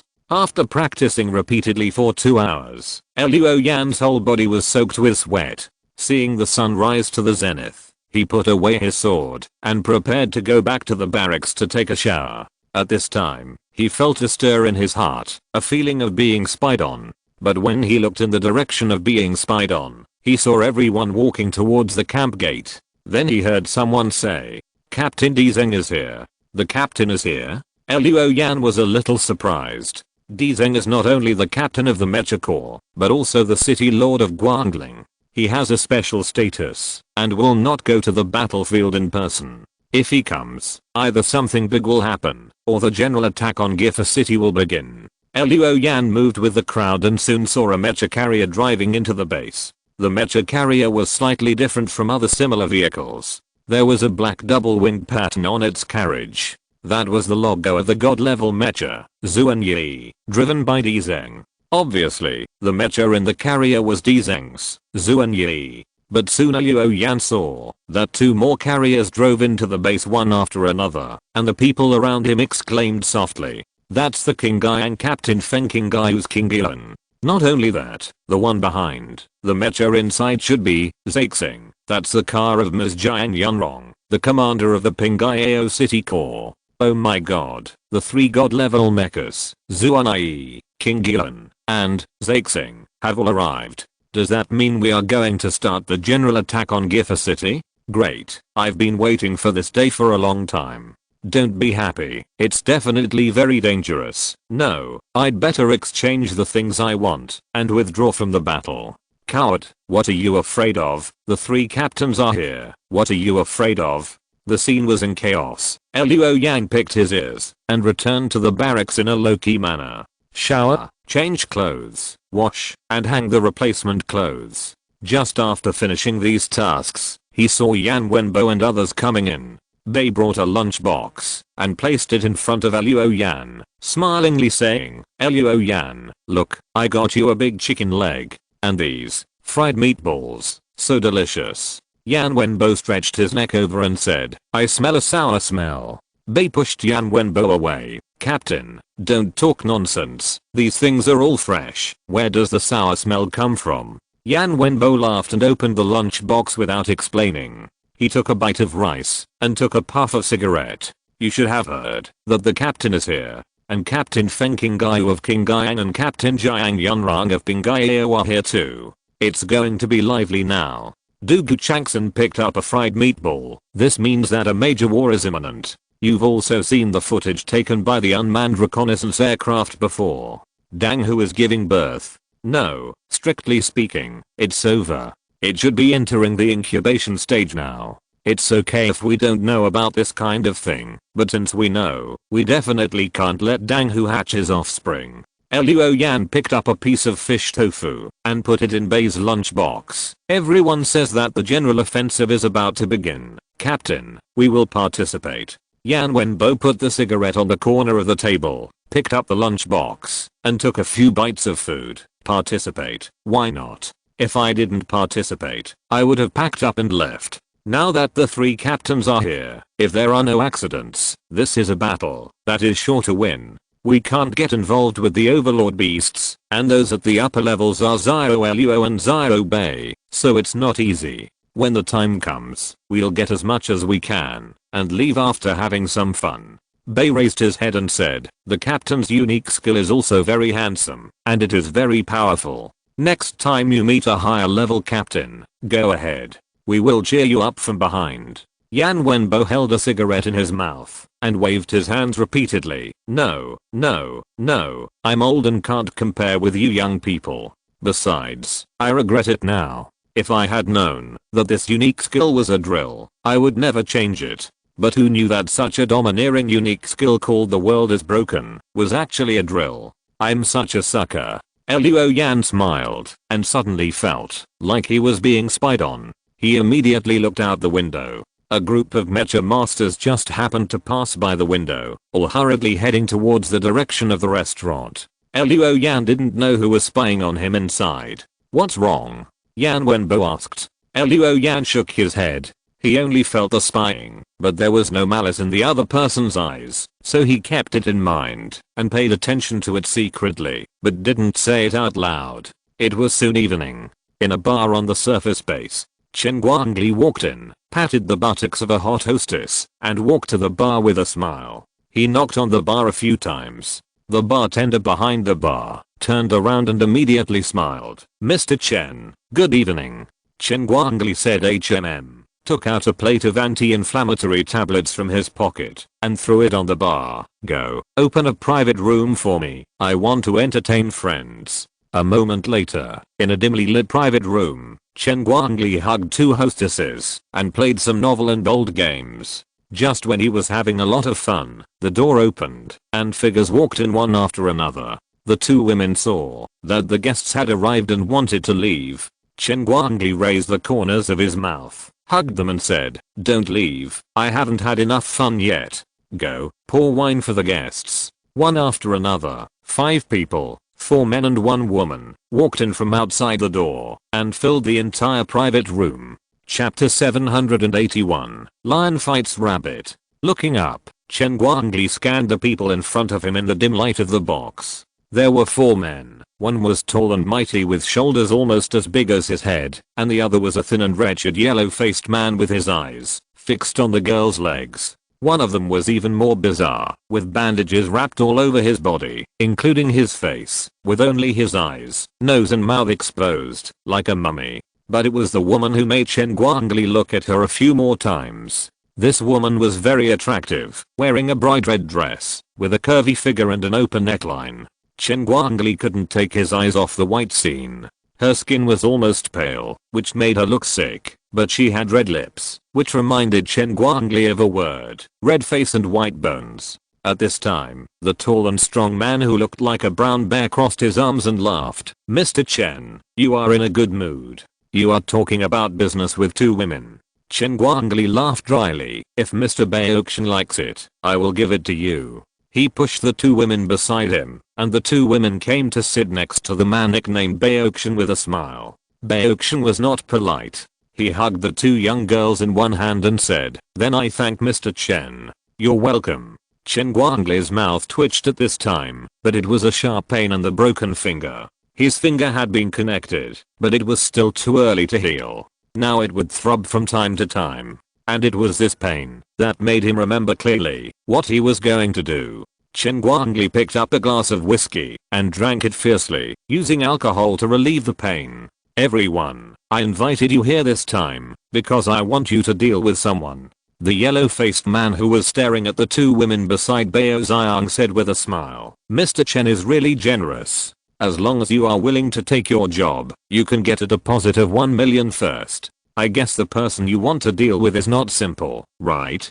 Chen Guangli took out a tablet and put it on the table. There was a photo on it. "This is your target. Mr. Mardang, please take a look." The yellow-faced Mardang took the tablet and was stunned for a moment because the photo showed a young man with black hair, red eyes, and cold lines. Luo Yan, a student of Basin Academy. Chen Guangli held the wine glass and pointed at the tablet. "There are also his detailed information in it. You can take a look." Mardang handed the tablet to Bao Xiang and frowned. "A student? Is it necessary to mobilize so many people?" The mummy wrapped in bandages and emitting a faint fishy smell spoke at this time. "The 3rd level of the advanced realm. He masters the secret method of blood pagoda, the unique skill of looking at the sea tide, and many combat skills. Such a character is worth mobilizing a large army." Mardang looked at the mummy. "What's the matter? Mr. Jiuying of Yanwang Spear already knows the situation of the target."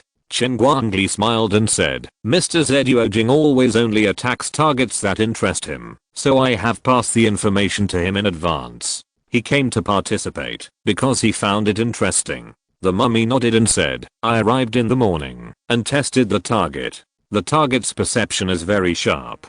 I tested him twice, 300 meters and 500 meters away from him respectively, but he sensed it both times. Moreover, in both tests, I did not show any murderous intent or evil intentions. He still noticed it. It is very difficult to snipe a target like this." He paused. "However, the more challenging the goal is, the more interested I am. After hearing you say that, I'm also tempted." The woman in red lightly touched her red lips with her little finger and said with a giggle while looking at the photo of Luo Yan in the photo, "He looks very young, but he is unexpectedly cold and stern.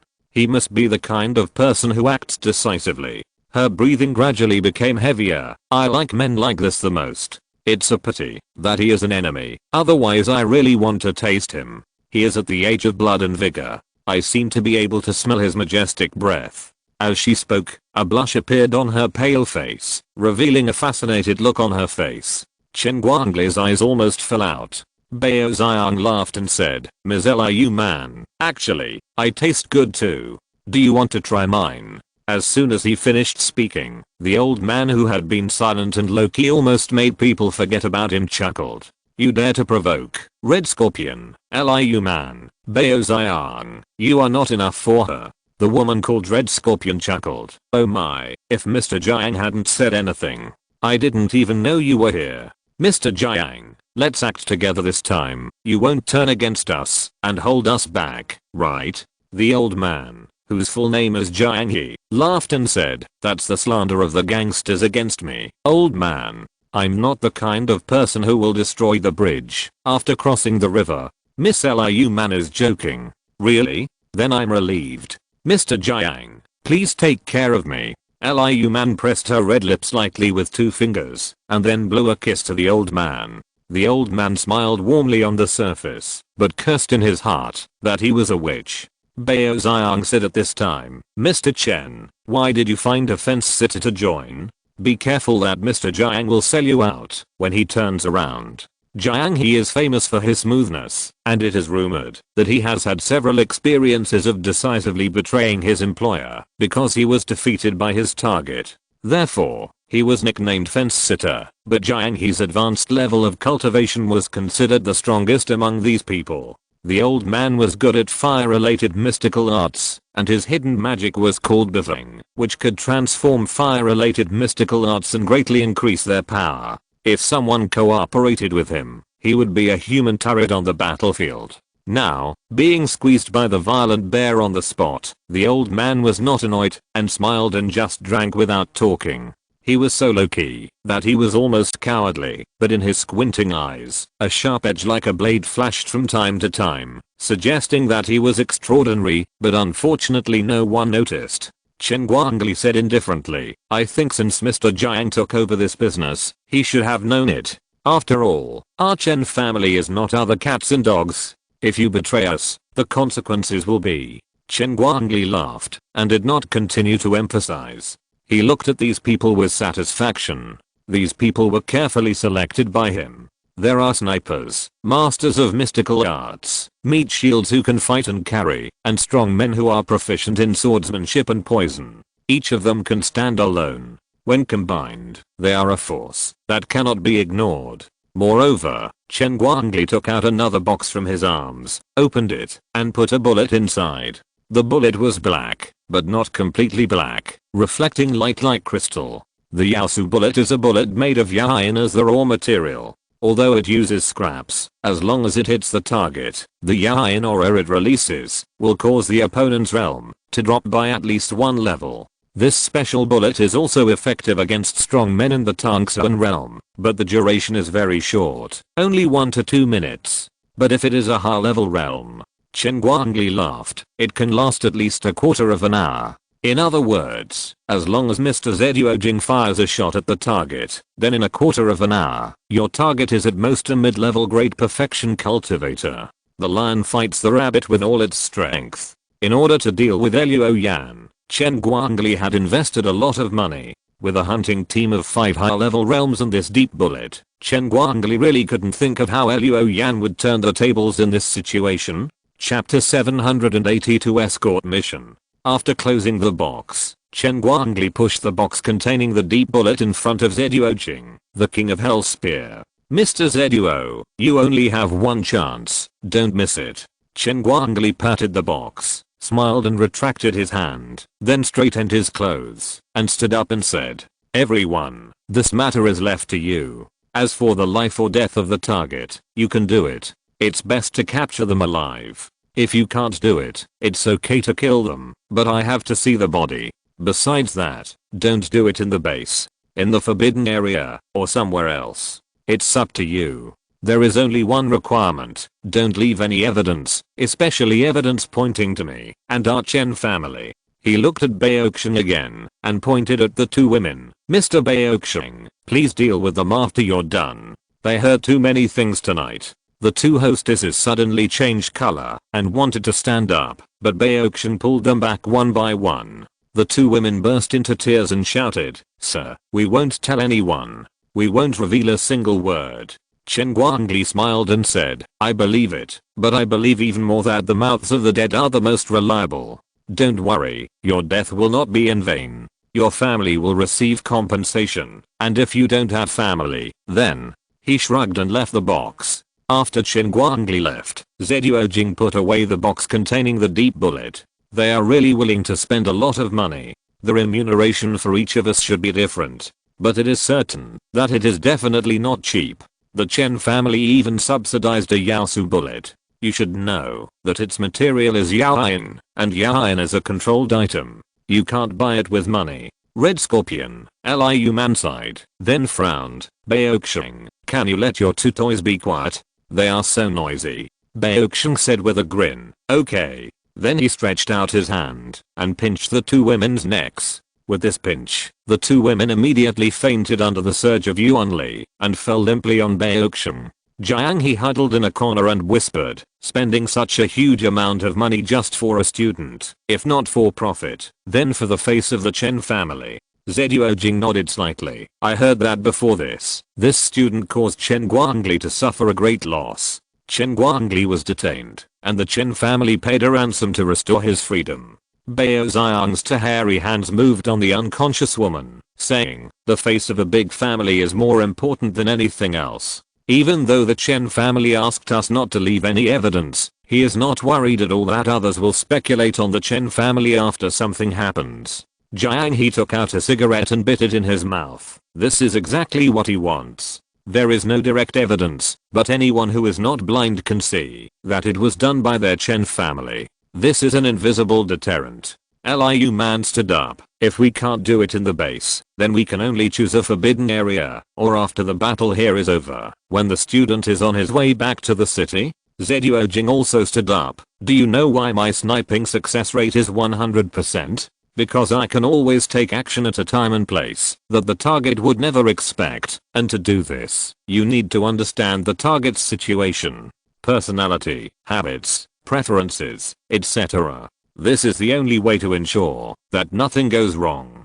Give me a few days. Wait until I find out the bottom line. I will find a suitable time and place, and then I will notify you. Jiang he slowly blew out smoke rings. Don't think about taking it all for yourself. Chen Guangli is not a fool.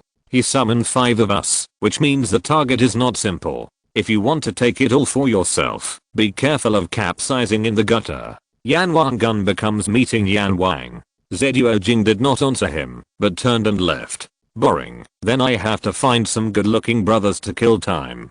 Liu Man stretched her charming waist lazily and followed Jiuying away. The old man stayed, still smoking his cigarette. Bao Xiang frowned. You still don't leave. Do you want me to give you one? Jiang he shook his head. I'm old and powerless. Don't worry about me. Just do what you want. I just have nowhere to go. Bao Xiang said with a dark face. I don't have the hobby of having fun in front of others, especially an old man. Either you find another place to squat, or we have a fight first. Jiang he sighed. Okay, I'll move you a place. Young man, you have a bad temper. Be careful of sudden death. Watching Jiang he leave, Bao Xiang closed the door and blocked the door with a sofa, then turned around and looked at the two women. He grinned and woke them up. He thought it was fun this way. 2 days later. Work.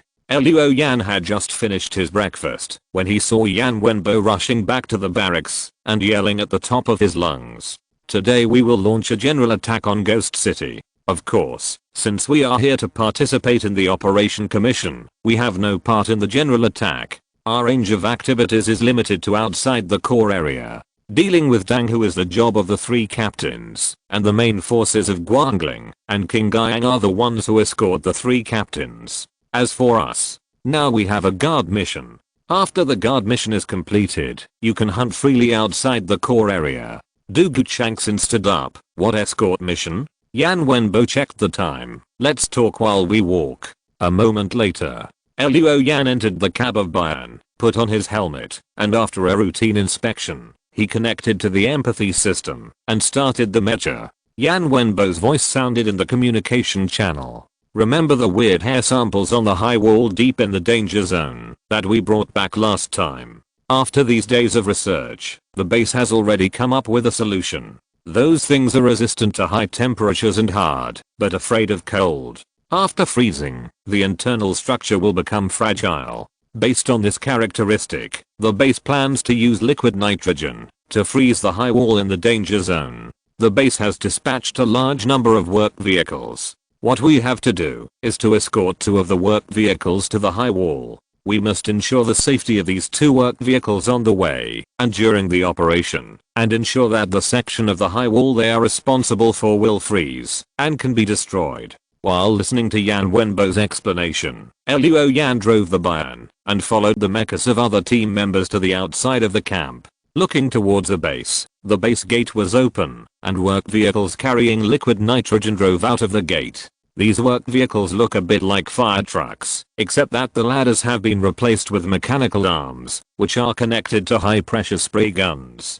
During operation, the personnel in the vehicles will control the mechanical arms and use those high-pressure spray guns to spray liquid nitrogen onto the high walls, thereby freezing the special strange hair on the walls. Soon, the 2 work vehicles assigned to the 3rd shift and the 4th team arrived. "Let's go." Yan Wenbo gave an order, and the 4 mechs escorted the 2 work vehicles to the forbidden area. If you're listening to this novel on a channel other than Fanfic World, it means they downloaded and uploaded it without effort. We cordially invite you to visit our channel, Mundo Fanfic Novelos. There you'll find the original version of this story, and you can explore many other novels of various genres. We're waiting for you to immerse yourself in a world of incredible novels.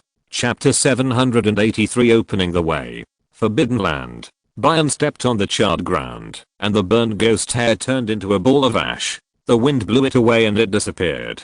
Today's Forbidden Land was not easy. A team of mechs escorted the work vehicles into the Forbidden Land.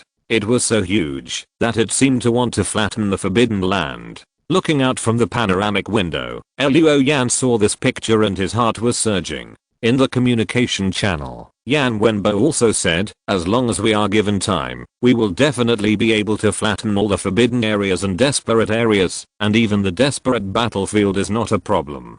Dugu Changson muttered, "You didn't chat about retiring. Why do you suddenly have such feelings?" Yan Wenbo laughed. "Retirement is retirement. Feelings are feelings. Maybe after retirement, I can be a poet and write magnificent poems for you to sing praises of your heroic deeds."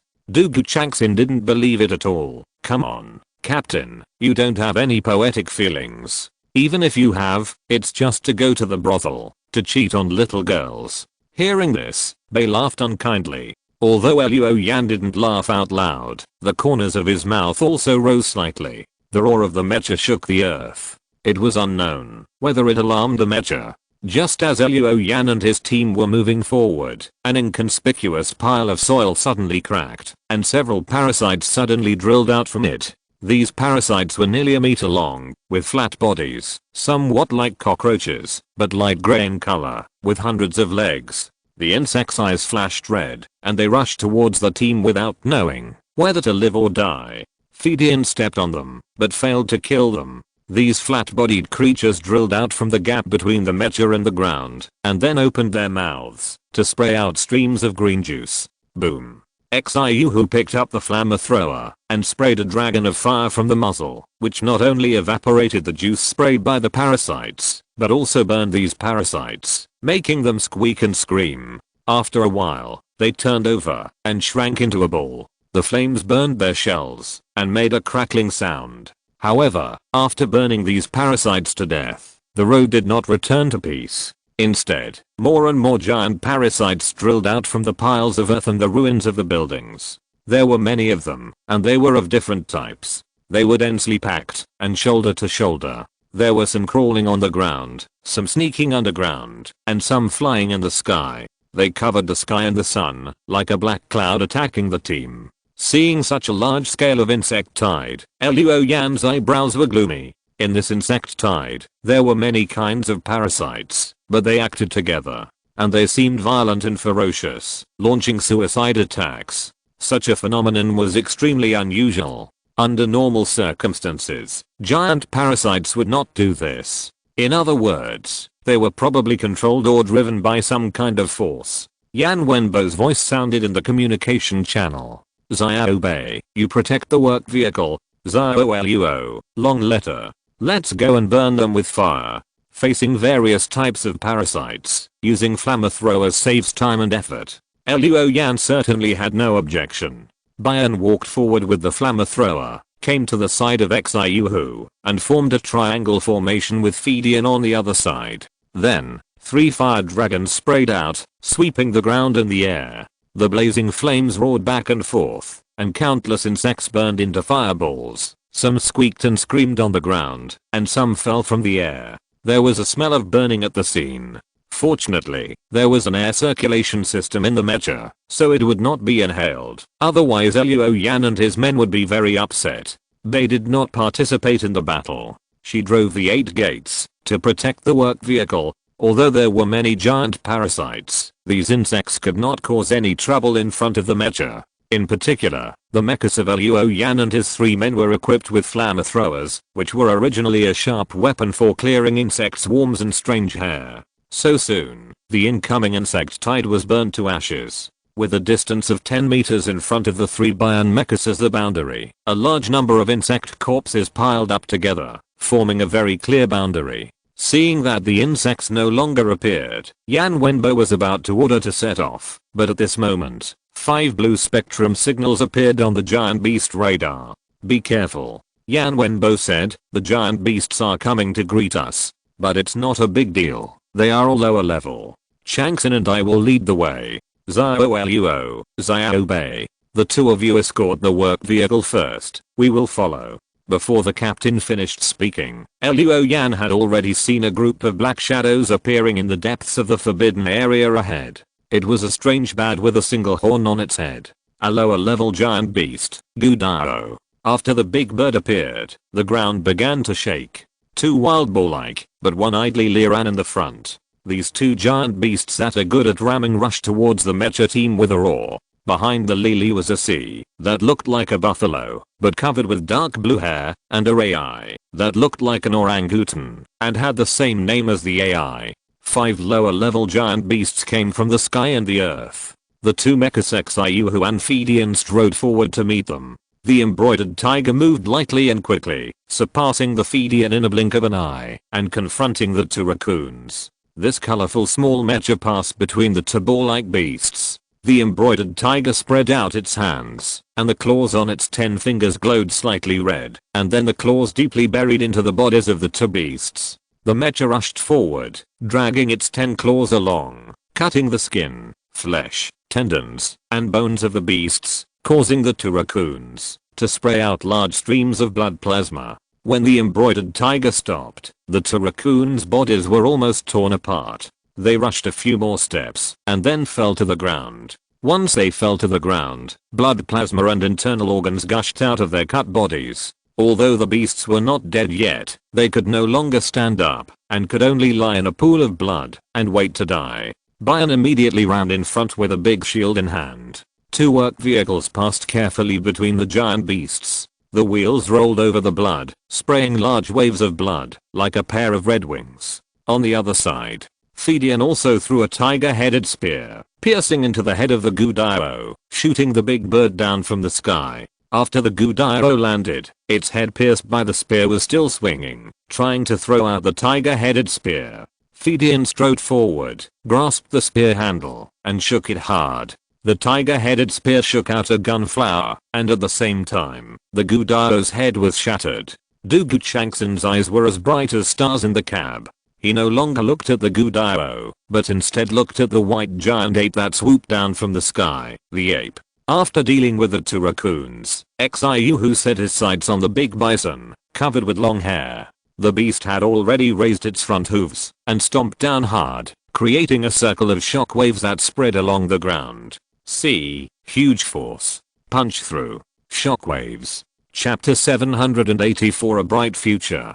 As the captain, Yan Wenbo was familiar with these common giant beasts. He basically knew what abilities these giant beasts had, and where their weaknesses were. Therefore, when he saw the big buffalo raising its hooves, the embroidered tiger had already taken off. The shockwave of the sea needs to be transmitted through a physical entity as a medium, and the power decreases with the distance of spread. Now the only medium that can be transmitted is the ground. Once the embroidered tiger leaves the ground, it will not be affected by the shockwave. In a blink of an eye, the embroidered tiger landed on the big buffalo. From a distance, it looked like a shepherd boy riding a buffalo. But this shepherd boy was extremely fierce. Yan Wenbo controlled the mecha, clamped the buffalo's body with his legs, and 10 shining claws went in and out of the sea's body. But this buffalo was covered with hair like a straw raincoat, and its hair was long, hard and thick. The claws of the embroidered tiger were sharp, otherwise it would not have been able to tear the bodies of the 2 raccoons apart easily. However, it was not long enough, only 50 centimeters. Obviously, the fluffy hair of the giant beast was more than 50 centimeter thick.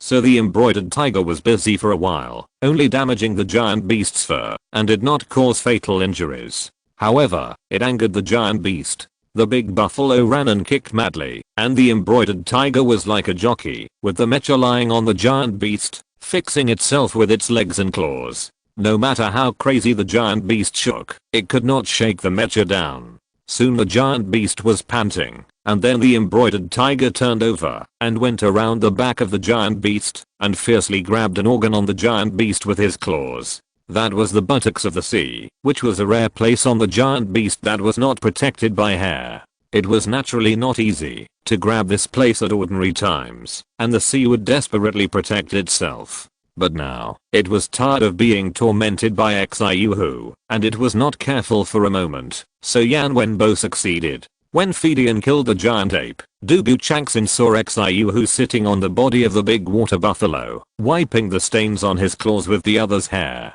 Looking at the string of things that Xiyuhu took out from the big water buffalo's butt, Dugu Changxin unconsciously clamped his legs together, and then said, "Captain, it's done." Xiyuhu stood up, "Then let's go." The 2 mechas did not stop, and the giant beast core was not recovered. They left very simply. They were worried that only Luo Yan and Bei were guarding the work vehicle. Even if any of these 2 people were taken out, their combat power was enough to be a team leader. But in the hearts of Yan Wenbo and Dugu Changxin, they always remembered that these were 2 reserve forces, 2 students. Students with a bright future. Nothing can happen. A moment later, they caught up with the team. Seeing that the Bin and Baman were intact and the team did not seem to be attacked, Yan Wenbo and the others breathed a sigh of relief. Nothing happened next, but judging from the intermittent explosions in various places in the forbidden area, the giant beasts in the forbidden area were trying their best to intercept the work teams. Some of these teams were lucky, like Luo Yan and his team, who only encountered attacks from parasites and lower level giant beasts, and were easily solved. There were also unlucky ones who encountered higher level ones, resulting in mission failure. In short, when Luo Yan saw the high wall, the command center reported that only 2/3 of the team had arrived at the designated location. The other 1/3 either failed in the mission or were still entangled with the giant beasts on the way. The command center was unwilling to wait any longer, so it ordered the vehicles that arrived at the target location to start working. "Well, I'll trouble you to protect us next." A team leader said so in the work vehicle, and then directed the staff in the vehicle to start operating the mechanical arm to freeze the high wall. Amidst the humming sound, the mechanical arms of the 2 work vehicles began to operate, holding high pressure spray guns, spraying liquid nitrogen onto the high wall woven by the strange hair. Once the high wall was sprayed with liquid nitrogen, the surface quickly froze, and then the ice layer continued to penetrate into the interior. The cold air penetrated into the gaps between the hairs of the high wall, causing the internal structure of these strange long hairs to change, gradually becoming less tough and beginning to become fragile. Luo Yan and others drove the mechas and spread out, observing the surroundings vigilantly. The operation went smoothly, and in a moment, half of the progress had been completed. At this speed, it is estimated that in less than a quarter of an hour, the section of the high wall they are responsible for will be safely frozen. But I don't know if it was stimulated by the liquid nitrogen during the operation. The defense mechanism on the high wall was activated, and the strange hair on the top of the wall began to wriggle silently, and then dispersed into clumps of black demon hair. There are so many of these demon hairs, and they are inextricably linked, and they are countless. After they dispersed, they gathered their strength, and stabbed at the 2 work vehicles. Each of these monster hairs was not very thick, but there were too many of them. If they were stabbed, the work vehicles would definitely be riddled with holes. By then, not only would the liquid nitrogen in the sealed tank be lost, but the people in the vehicles would also die. Fortunately, at this time, the Bian pounced over, and the Zuanwu shield was raised upwards. 36 layers of energy barriers were spread out, layered one after another, so that the thousands of hairs that fell like a black rainstorm were all blocked by the barriers. Although the Zuanwu shield was vulnerable to the TSUI bombardment, it was more than enough to resist these monster hairs. Thousands of black hairs fell like a rainstorm, and were all blocked by the Zuanwu barrier, which only broke on two sides. These monster hairs failed to hit, and immediately changed from a straight and hard state to a feminine softness. The hairs wriggled like boneless demon snakes, bypassing the Zuanwu barrier, and rolling towards the Bian from other directions. But the Zuanwu barrier is not set up in a single way. Luo Yan's mind moved, and the barrier changed with his mind, from stacking layers to all-round protection, covering the Bian and the working vehicles, but omitting the direction where the liquid nitrogen was sprayed. Anyway, the presence of liquid nitrogen in that direction made the high wall of strange hair freeze, and nothing could happen. So, those strange hairs that attacked from other directions were blocked outside the barrier again. At this time, the Xiuhu and other mechs began to attack those strange long hairs. Although these things cannot be burned and are difficult to cut off, that is only for normal situations. For the mechs of Yan Wenbo and the other three, it is not so easy for them to split the high wall, but they are not helpless to deal with these special demon hairs. Embroidered Tiger flew forward. Yan Wenbo practiced his skills. The mecha spun among the thousands of monster hairs. His claws dragged out colorful streaks, spinning like a top among the hairs, and those monster hairs broke and fell off one after another, as if they were cut by a pair of scissors. Chapter 785 Free Hunting. When the embroidered tiger began to turn around, Bei was not idle either. The girl skillfully released a weird magician. Usually, the magician summoned by Bei is a huge white glove with eyes. But in fact, in addition to the white glove, the magician also has a black glove without eyes, but with a mouth. The white glove can steal the buffs on the target, such as the blessing of the mysterious or secret arts. Now that Bei is in the advanced realm, the white glove has also grown, and can steal the energy from the target. As for the black glove, it can steal the toxins from the target. Previously, Bei used it to steal part of the red poison from Luo Yan. And now, the magician released by Bei is neither a white glove nor a black glove. It is an iron glove covered with rust. The iron glove stretched out its hand to grab the demon hair, and these special demon hairs woven into a high wall became less hard and less resistant to high temperatures. This iron glove can weaken the characteristics of the target, and it is also just a part of the magician. Bei suspected that the complete magician might be composed of multiple gloves, and each of its gloves had different abilities. Brother Changxin, spray them with fire. Now they can be ignited. Bei's voice rang out in the communication channel.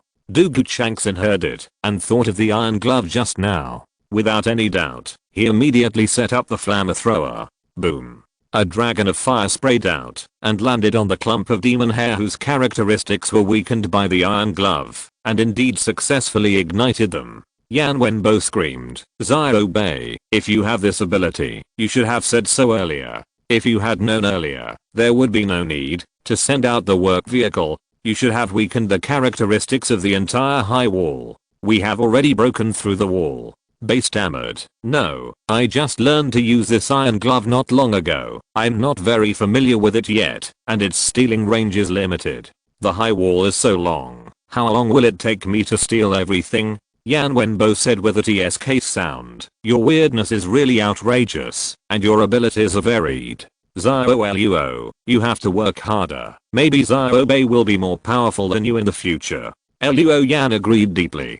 Bei's weirdness ability is comprehensive, and as she grows, her weirdness abilities are increasing, and the power is getting stronger and stronger. If Bei enters the Tangxuan realm, maybe she can easily use weird liberation, and it is a kind of complete liberation. Referring to Bei's two incomplete weird liberations before and after, Luo Yan believes that the completely liberated weirdness should be able to rival the Tangxuan realm strongman. The incident of the strange creatures making a scene in the bar a few days ago made Luo Yan sure that Bei could support multiple strange creatures at the same time. Not too many. As long as Bei could support two fully liberated strange creatures, it would be difficult to find an opponent in the same realm if he fought alone. A quarter of an hour passed. The attacks of the high wall strange creatures also stopped. It was not that they wanted to stop, but the whole section of the high wall had been frozen by liquid nitrogen, and they had to stop, even if they didn't want to. For this reason, the liquid nitrogen in the sealed tanks on the two work vehicles had been used up, and not a drop was left.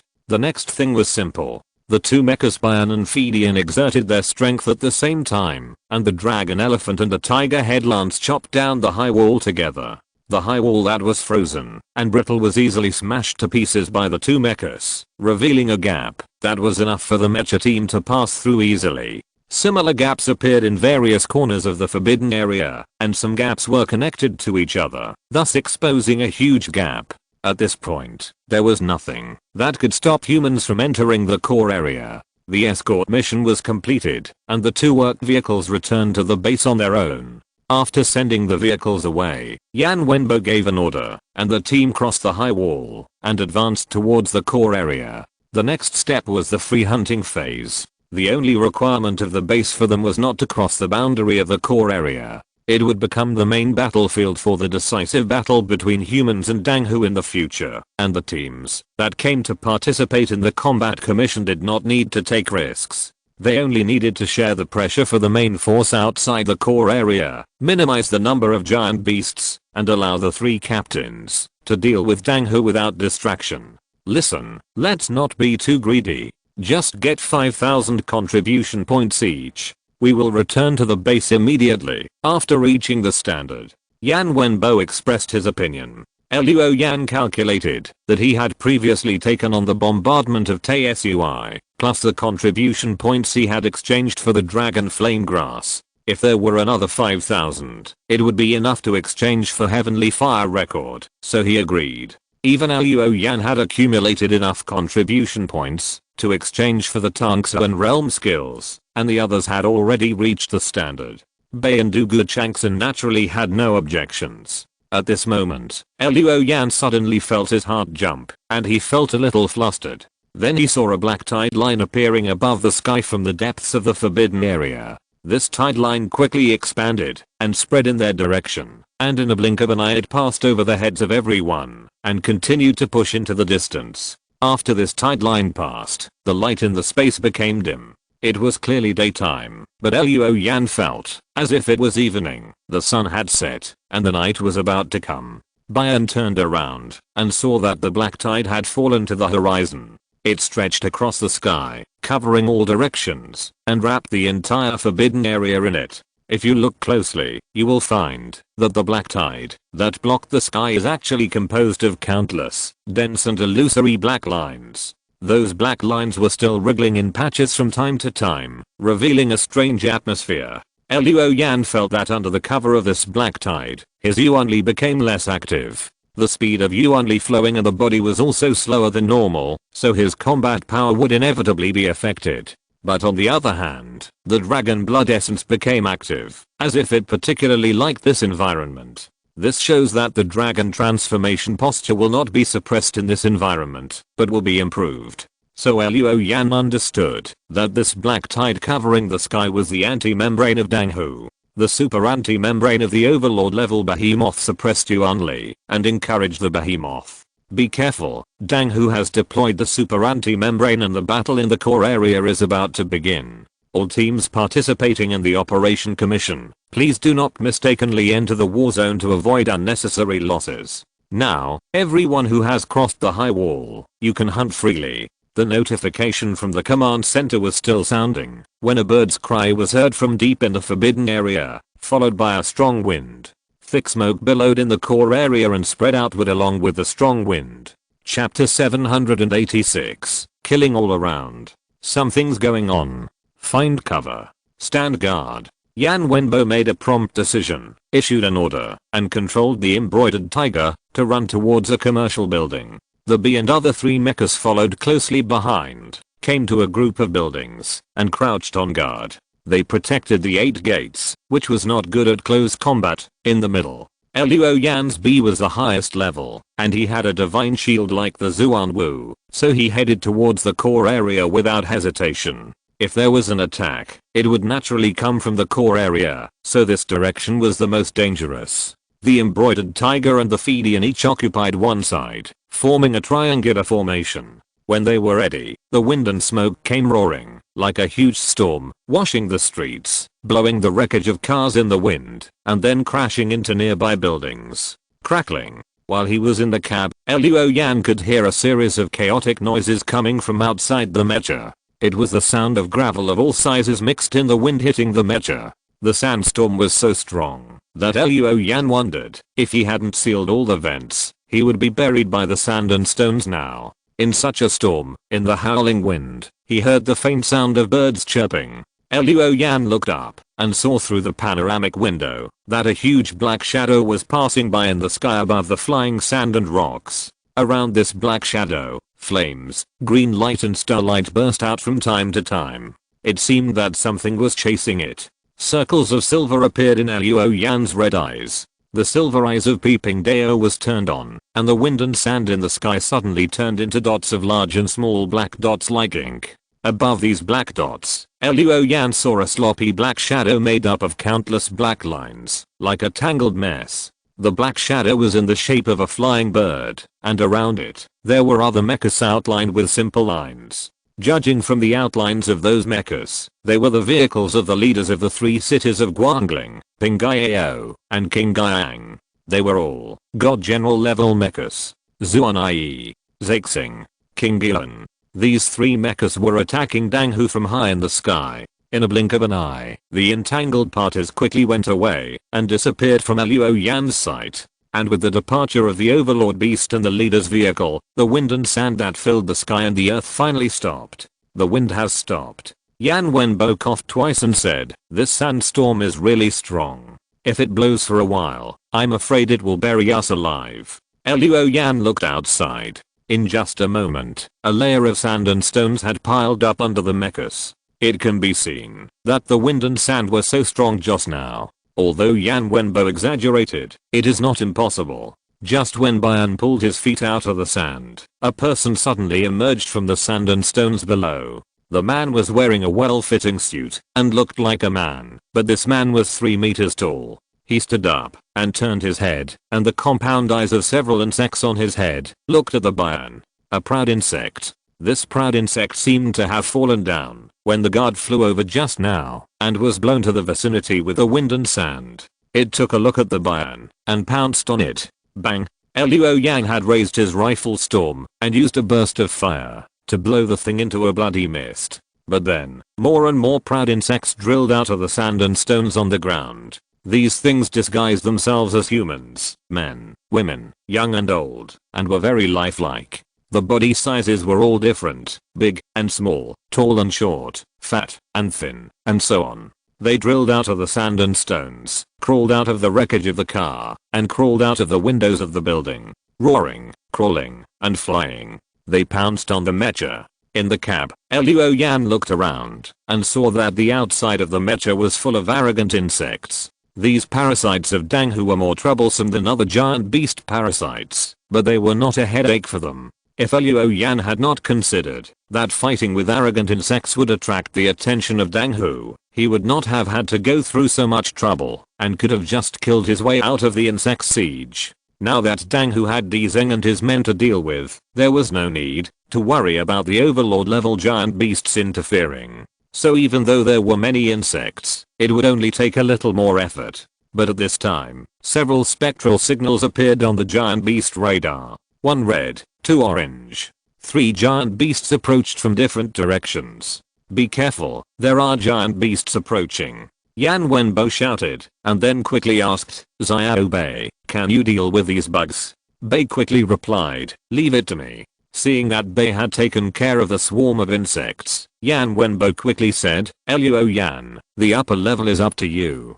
Just like before, just entangle it. Changxin, you and I will quickly kill the middle level, and then help Luo Yan deal with the upper level." Dugu Changxin and Luo Yan both said HMM in response. At this time, Bei had released 2 weird creatures, Lan Xiao and the Headless General. As soon as Lan Xiao appeared, 2 black and blue magic arms rose up, and blue fireballs condensed above. Then he waved his hands, and the blue fireballs kept hitting the proud insects around like 1,000 cannons. The fireballs thrown by Lanzio did not explode earth-shatteringly. As soon as they fell into the swarm of insects, they suddenly expanded and silently annihilated those large and small proud insects. So with one throw, dozens of blanks immediately appeared in the swarm of arrogant insects, but these blank areas were quickly filled with insects. The headless general did not rush to attack. He caught a wrinkled, white-haired head on the armor spike, which looked like an old man, and pressed it hard against his neck.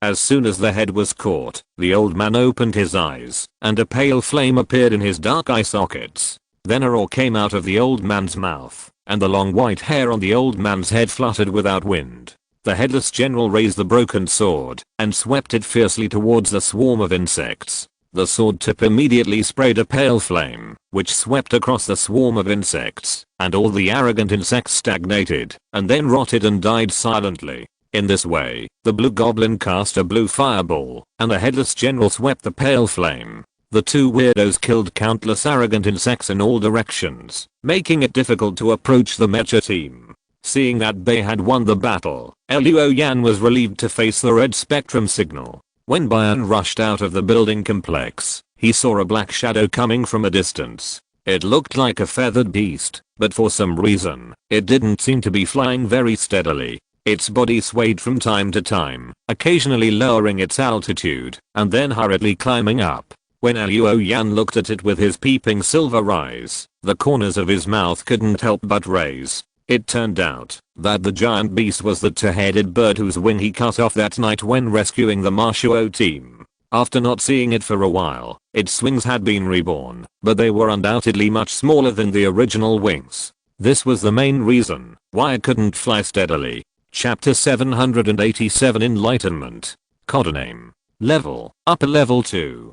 Type. Feathered insect. Features. Fire control. Flame. Temper. Wind. The current information of the giant beast was displayed in the giant beast radar. The two-headed bird in front of him was injured in the last battle. Even if it has wings regenerated now, its combat power must be damaged. Even so, Luo Yan did not dare to be careless. He activated the Yan Yang Sutra and a layer of golden light flowed around the body. This layer of light became much thicker than when he just entered the third level, and there was a tendency to spread outward. But Luo Yan has not yet cultivated the third level to a high depth, otherwise there would be an illusory long robe on the mecha. Yanri clothes. Yanri clothes is the mark of the Yan Yang Sutra. Putting on the Yanri clothes is like putting on a piece of armor with thorns. If the enemy attacks at close range, he will be burned by the high temperature of the sun. This is very similar to Lin Yuanfang's condensed ki into clothes, but condensed ki into clothes is a secret method, and depending on the method, the condensed clothes also have different properties and magical uses, but it is not comparable to the Yan Yangjing. After practicing the method, Luo Yan used the secret method, Blood Pagoda, and the body was suddenly like blood plasma flowing, bathed in a blood light. The blood color spread out, covering a large area, and weak blood appeared on the ground, forming a huge blood pool. Practice the method and use the secret method. Luo Yan set up the Zuanwu shield again, drew out the dragon elephant, and then drove the Bayan to approach the enemy. The two heads of them made sparrow sounds, and the wings flapped wildly, raising a violent wind. In the whistling violent airflow, there were pieces of flames, forming a ball of hot and terrifying burning wind. It tentatively pushed the ball of burning wind over. Wherever the burning wind passed, the windows of buildings, cars and other objects on the street were all shattered and melted, and some debris was ignited, causing flames all around. The wind fueled the fire, and the fire helped the wind. When the burning wind came to the front, it was already difficult to tell whether the wind was carrying the fire, or the fire was entangled with the wind. The Zuanwu shield was erected, and 36 layers of energy barriers appeared.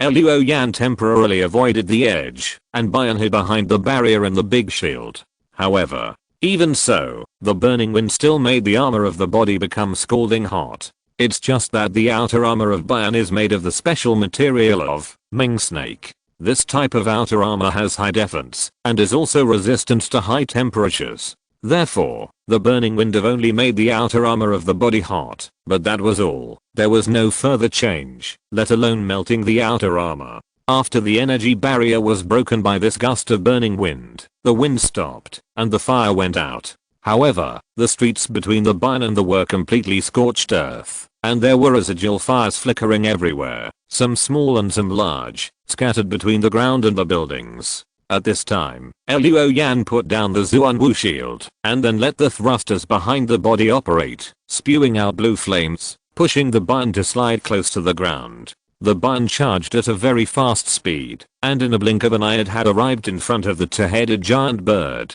The cried, and a layer of metallic luster quickly flowed down from the top of its two heads. It was as if a large bucket of gold water was poured from the top of its head. In an instant, the had become steel all over. At this time, the attack of the Bion came. The dragon elephant was raised, and the ancient-looking Han sword shook, and in an instant, the sky was full of stars. The twinkling stars reflected in the two-headed bird's vision, except for the sky full of stars. It quickly used its wings to protect itself, shrank its head, and used its wings as a shield to resist the attack of Bion. However, this powerful and magnificent attack was not as powerful as imagined. There was a sound of ding-dong, like the sound of rain hitting banana leaves.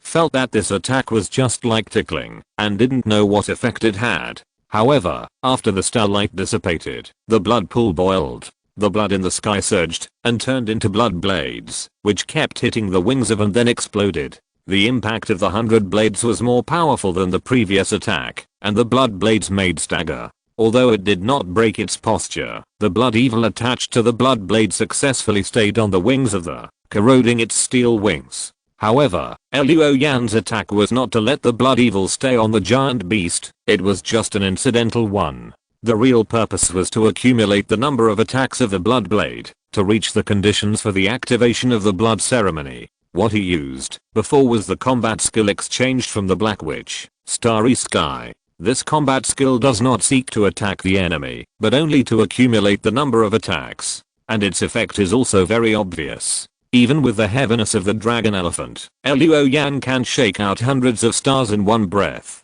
If the dragon bird is used, I'm afraid that one hit can achieve the effect of the 4th level of blood ceremony. And now, hundreds of attacks have caused the blood pool to vibrate, and the phantom of a 3-story pagoda has emerged. Or 3-story pagoda has emerged with one hit. With the combat skill of Starry Sky, Luo Yan's blood ceremony has real tactical significance. Otherwise, it would take a long time to chop, and chop like before, and the effect of the blood sacrifice would be superimposed to 3 or 5 layers. Now it is different. One strike succeeded. Luo Yan wanted to stack a few more layers, but now, with his realm and only, he can only support the blood sacrifice to 4 layers. To stack the blood sacrifice, he must at least enter the Tangsuan realm to do it. So after the 3-layer pagoda appeared, Luo Yan did not force the blood sacrifice. The dragon elephant was surging, and the sword was moving slowly, like a spring breeze. It was the starting move of 24 solar term sword, Lichen. After this period of speculation, Luo Yan has gradually understood that the 24 solar term sword method has routines, or rules. Among the 24 sword moves, there are 4 easy swords, namely Lichen, Lixia, Likyu, and Liding. These 4 easy swords are sword guides. When they are used to lead to the corresponding solar term swords, the power of the swordsmanship is greater than simply using a certain swordsmanship. In simple terms, when you use Lichen first, and then use rainwater, kings and other swordsmanship, it is stronger than simply using rainwater and king swordsmanship. Luo Yan could not feel this kind of understanding when he first learned it.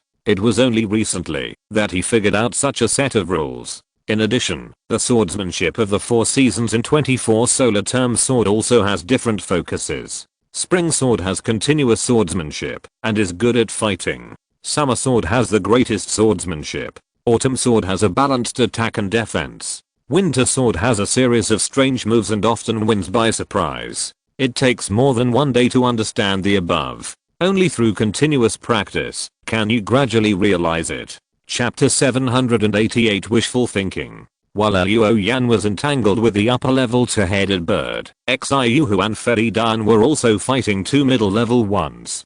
Dan was targeting the giant bird Kwaru with a white head and a human face. Xiu, who was also a feathered beast, but this was the first time Yan Wenbo had seen this thing, even though he had been in Jiuying City for a while. This feathered beast looked like a majestic rooster, but had red hair, and was red all over. It sent up sparks when it flew. Codename, Rat. Level, Intermediate level 3. Type, Feathered insect. Features, Wind breath, Flame bomb, Steam, Feather arrows. Most of the giant beasts in Jiuying City were feathered beasts, so Yan Wenbo was not that surprised to run into Rat now. At this moment, Xiu, who was moving flexibly under his control, so that the feathered beast, that looked like a rooster, but had rat hair, could not hit any of the thousands of feather arrows that were shot at the mecha. Swish, swish, swish. Feathers fell one after another like powerful arrows. When the arrows would insist, it seemed as if a red cloud floated in the sky.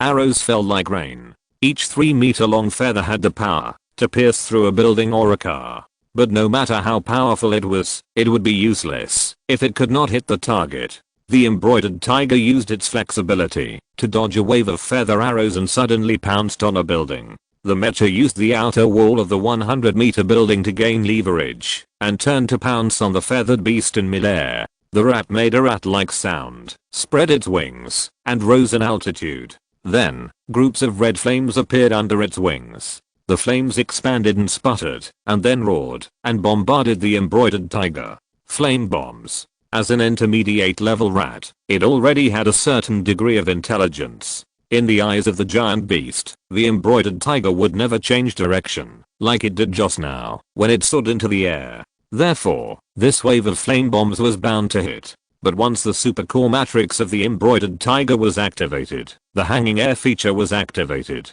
The mecha's feet were as solid as the ground, constantly changing positions in the air, passing through the flame bombs, and suddenly arrived on the top of the rat. Those flame bombs fell on the building, on the ground, and in the group of arrogant insects, and set off fierce explosions one by one. They were powerful, but unfortunately they did not hit the mecha, but fell into the air. Using the previous evasion to paralyze the feathered beast, and using the hanging air feature to seize this rare opportunity, Yan Wenbo would not miss it. In order to ensure that there was no room for error, he brazenly used his unique skills. The embroidered tiger spun in the air, turning into a brilliant drill, drilling through the rat's head, and breaking out from the abdomen. The feathered beast was directly drilled to pieces in midair. Large balls of blood plasma and internal organs fell onto the rooftop and the ground, and then red feathers fell down one by one, covering the rooftop and the ground. Embroidered tiger used the hanging in the air feature, and jumped out of this bloody area in a few steps. But when it landed on the ground, it shook a few times, which was the sequel of the unique skill The World is Broken. On the other side, Fidian had already knocked down the white-haired and human-faced Kwaru, and the giant beast fell on a building. The telecommunications building was crushed to pieces by the giant beast. It collapsed all the way from the rooftop to the 3rd floor. Kwaru fell into a ruin, screaming, struggling to get up. At this time, Fidian arrived. The mecha, shaped like an ancient warrior, carried a tiger-headed spear and rushed into the ruins without hesitation. It locked the target and stabbed with the spear. The tiger-headed spear suddenly burst into brilliant iron-colored light, and the spear's momentum was as mighty as 100 rivers entering the sea, rushing towards Kwaru. The feathered beast spread its wings, and the air became blurry. Then countless waves burst out from the brilliant iron stream of Feidan. It was Kwaru who launched the air blade to try to block the attack. But it was useless. Kwaru's air blade was beaten into a mess by Dugu Changxin's spear. Although the iron stream was reduced, it still went straight into Kwaru's body. The feathered beast roared, and a huge hole was suddenly cut in its chest by the spear. Feidan succeeded in one strike, pulled back, and avoided Kwaru's crazy attack before his death. After a moment, the feathered beast finally quieted down, and its body hung in the ruins, with blood gushing out of its chest, and there was no sound. Well done, Changxin. Let's go and help Xiaoluo. As soon as Yan Wenbo's voice sounded in the communication channel, Dugu Changxin saw a strong light at the end of the charred street in the distance. A golden sun was extremely dazzling, and the light quickly expanded, swallowing up the nearby buildings. Are you sure he needs help? Dugu Changson muttered, but still drove the feed in to catch up with the Xiuhu, and at the same time, ran to where Luo Yansby was. At this time, on the Chart Street battlefield, dozens of buildings were blown to pieces by Luo Yan's Dashu just now. The power of this sword has already caught up with the low-grade unique skills. Even the full moon style of Yan Pio Yan is slightly less powerful. In constant practice and experimentation, Luo Yan understood a truth. Whether it is a unique skill or a combat skill, to exert the greatest power, realm, skills, secrets, weapons, etc. These conditions are indispensable. Take the 24 solar term sword as an example. Among the 4 seasoned sword moves, the summer sword has the best compatibility with the Yan Yang Sutra. Combined with the amplification of the blood sacrifice and the attack of the dragon elephant, the great heat, the most powerful move in the summer sword, can be brought to its full potential. However, due to the characteristics of the Yan Yang Sutra, the high temperature and heat of the enemy's weapon has almost no effect on the feathered beast, that can resist fire and even turn into flames. Without the high temperature and heat, the power of the Yan Yang Sutra will undoubtedly be weakened. Just like now, a fighting skill comparable to a unique skill was smashed down. The flame only dimmed a little, but overall, it was not a big deal. Luo Yan said self-deprecatingly, it's too wishful to want to kill the upper level with a single combat skill. Then, the figure of Bayan flashed, and while was hit by the combat skill, and had not yet adjusted, Luo Yan cut in beside the giant beast. The mecha and the giant beast were only 4 steps apart. The 8 small words on the dragon elephant sword lit up, and the air around them suddenly became heavy like a mountain, and even the flames on became less lively. The power of suppression. Using the dragon elephant to suppress the giant beast, Luo Yan's eyes were boiling with murderous intent, and the battle will of blood pagoda was fully aroused, stimulating Luo Yan's murderous aura to rise wildly. The murderous aura is fuel. It turned into this ordinary sword at the moment. Fidi and Xiu were still on their way to the battlefield, and Gudu Changson and Yan Wenbo saw that Bayan in the distance, seemed to have just casually given the giant beast a sword. But after this sword strike, the flames on this suddenly faded, just like a candle being blown out. The flames suddenly disappeared, and it returned to its original appearance. Then the 2-headed bird was covered with fine cracks, like a broken statue, and in the next second, it shattered. Until countless corpses rolled to the ground, blood plasma gushed out like a fountain, and a pool of blood quickly rose from the scorched ground, half submerging the car bodies that were left with only frames. Secret skill, 1 kill every 10 steps. Chapter 789 Kinyuan. Watching Fidian find the core of in the mess, Yan Wenbo looked distressed in the cab. Luo Yan, don't use that trick of yours on me again. You're a spendthrift. This is a high rank. The upper rank is full of treasures, bones, flesh, and feathers. Everything is worth a fortune. You're so good, you chopped the good upper rank into this mess with 1 sword. Fortunately, the core was recovered, otherwise, with your sword, we would only get contribution points. In the cab, Luo Yan took off his helmet, and was drinking water, while listening to Yan Wenbo's chatter. It can be seen, that the captain was really distressed. Before, the bar was demolished in vain, and the compensation was borne by Yan Wenbo alone, but he didn't seem to be so distressed. Now he really looks distressed. Luo Yan thought about it carefully. If he didn't use 10 steps 1 kill at that time, but used Xing Feng Yan instead, he should be able to keep the giant beast intact. Or if you don't use the secret method or the blood sacrifice, you can probably leave a complete body. Okay. If you encounter a high level monster again, try your best to leave it with a complete body. Otherwise, the captain will blame you. Bei's voice sounded in the communication channel, and the girl muttered. Captain, that's a high level monster. You can't blame Luo Yan for that. If he had held back, he would have been injured in a minute. Besides, Captain, you drilled a mid-level monster into pieces. Yan Wenbo smiled bitterly and said, how can that be the same? How can a mid-level monster be compared to a high-level monster? Okay, I'm just complaining. Can I really joke about Xiao Luo's life? After a pause, Yan Wenbo continued, let's take a break and go hunting somewhere else. Check the status of the mecha. If the overall status is less than 50%, we will return to the base. Well, as steady as an old dog. Dugu Changsing commented. Luo Yan raised the corner of his mouth, put down the kettle, and reached out to click on the command console to let the system check the status of the mecha. After a moment, the data came out. The damage to the outer armor of the machine was 5%, the energy furnace was 89%, the ammunition stock was 75%, and the overall status assessment was 84%. For a battle as intense as the one just now, it should be able to sustain 1 or 2 more battles before it drops to about 50%. It's not a big problem. Luo Yan casually reported the status of his machine, and then took out the field rations and started eating. Just after finishing a can of meat, a voice sounded in the public channel. This is the Pingyao Underground City team. I'm the team leader Song Bao. We are in trouble and need reinforcement. Luo Yan was stunned for a moment, and then sent a private conversation. Soon, Song Bao accepted his conversation request, and a small window opened on the command desk, and Song Bao's figure appeared in it. What trouble are you in? Luo Yan seized the time, and began to sweep up other food.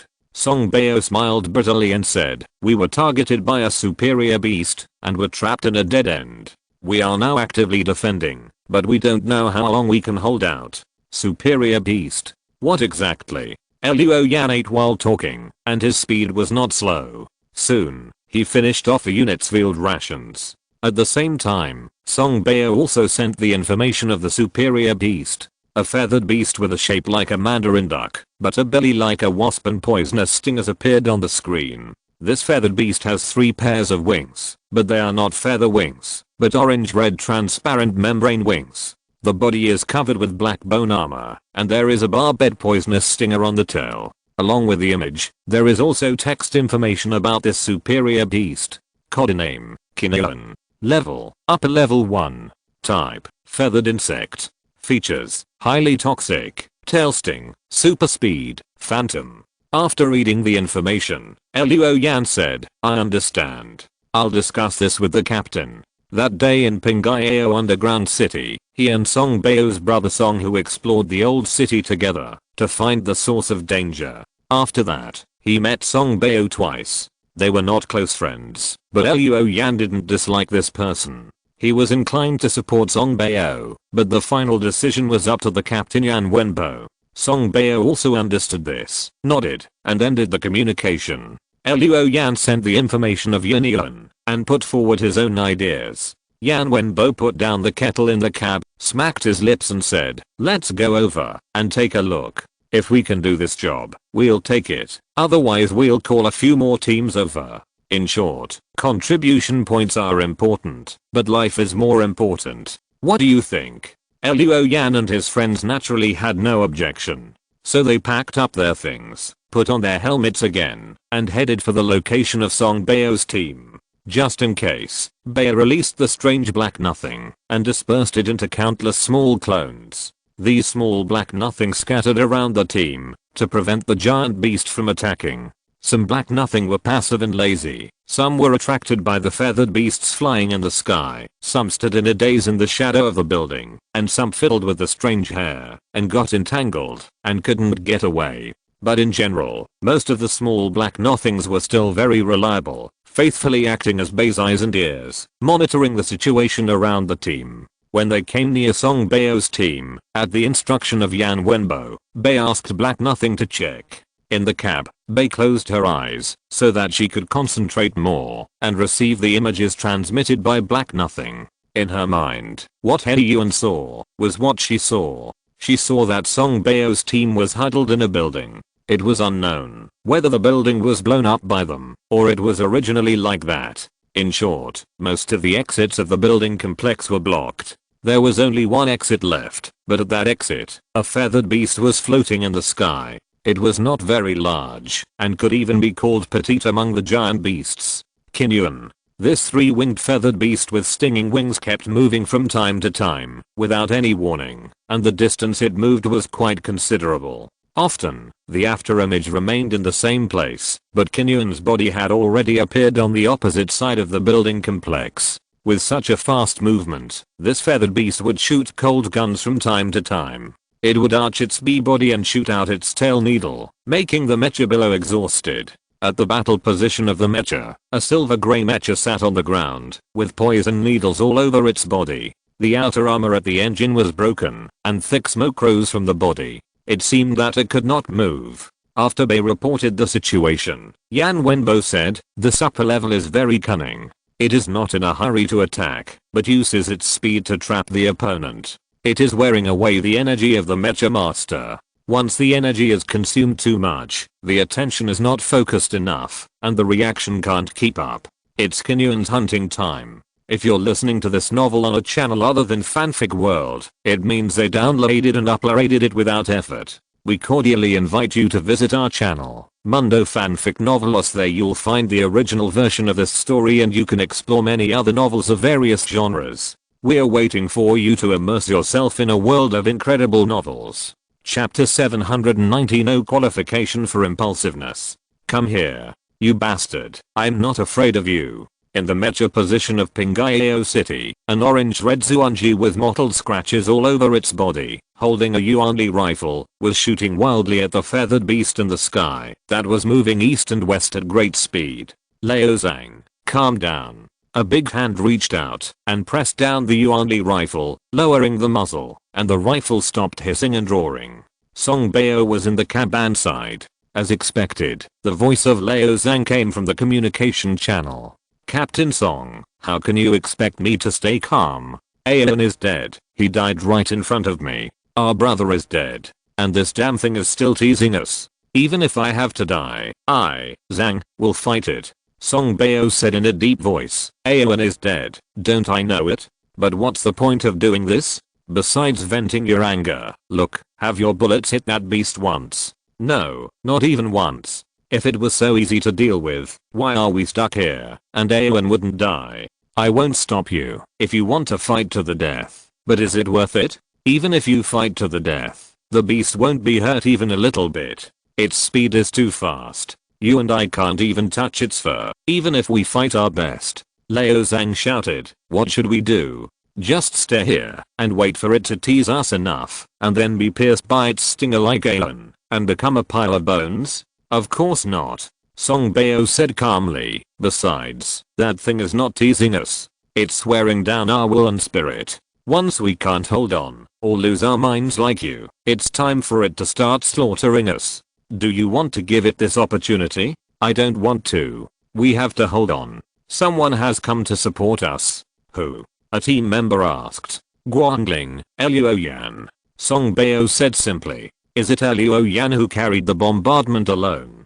I heard that the team that lost contact in Qingyang City was also found and rescued by him overnight. If it's him, we should still have a chance." Liao Zhang also said at this time, "Captain Song, you should have said it earlier. If they are willing to come to support, then we have a chance to kill this beast and avenge Yuan." What Song Bao didn't say was that Luo Yan only said that he had discussed it with the captain, but there has been no news so far. It is also unknown whether the other party will come to support. But now, he must stabilize the emotions of the team members. Even if he deceives them, it is better than emotional collapse and giving Yuan an opportunity to take advantage.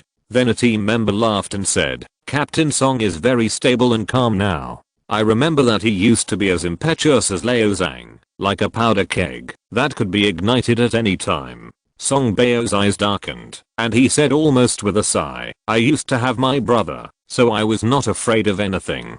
But now, my brother is gone. My mother can only rely on me. I also want to be impulsive and vent like Liao Zhang, but I don't have the right to do so now." Hearing his words, there was a silence in the communication channel. Liao Zhang even said, "Sorry, Captain Song, I was impulsive." At this moment, Yuan suddenly flew above the mecha position, with his tail arched, and it seemed that he was ready to shoot poison needles. "Be careful, Yuan is going to attack." Song Bao shouted again, and saw the feathered beast above his head suddenly turned his head and looked back, and then his figure became blurred. A beam of light broke out from Yuan's afterimage, crossed the sky, and left a clear track. Then there was a gunshot in the distance. The sound of the gunshot lifted Song Bao's spirits. "Here they come.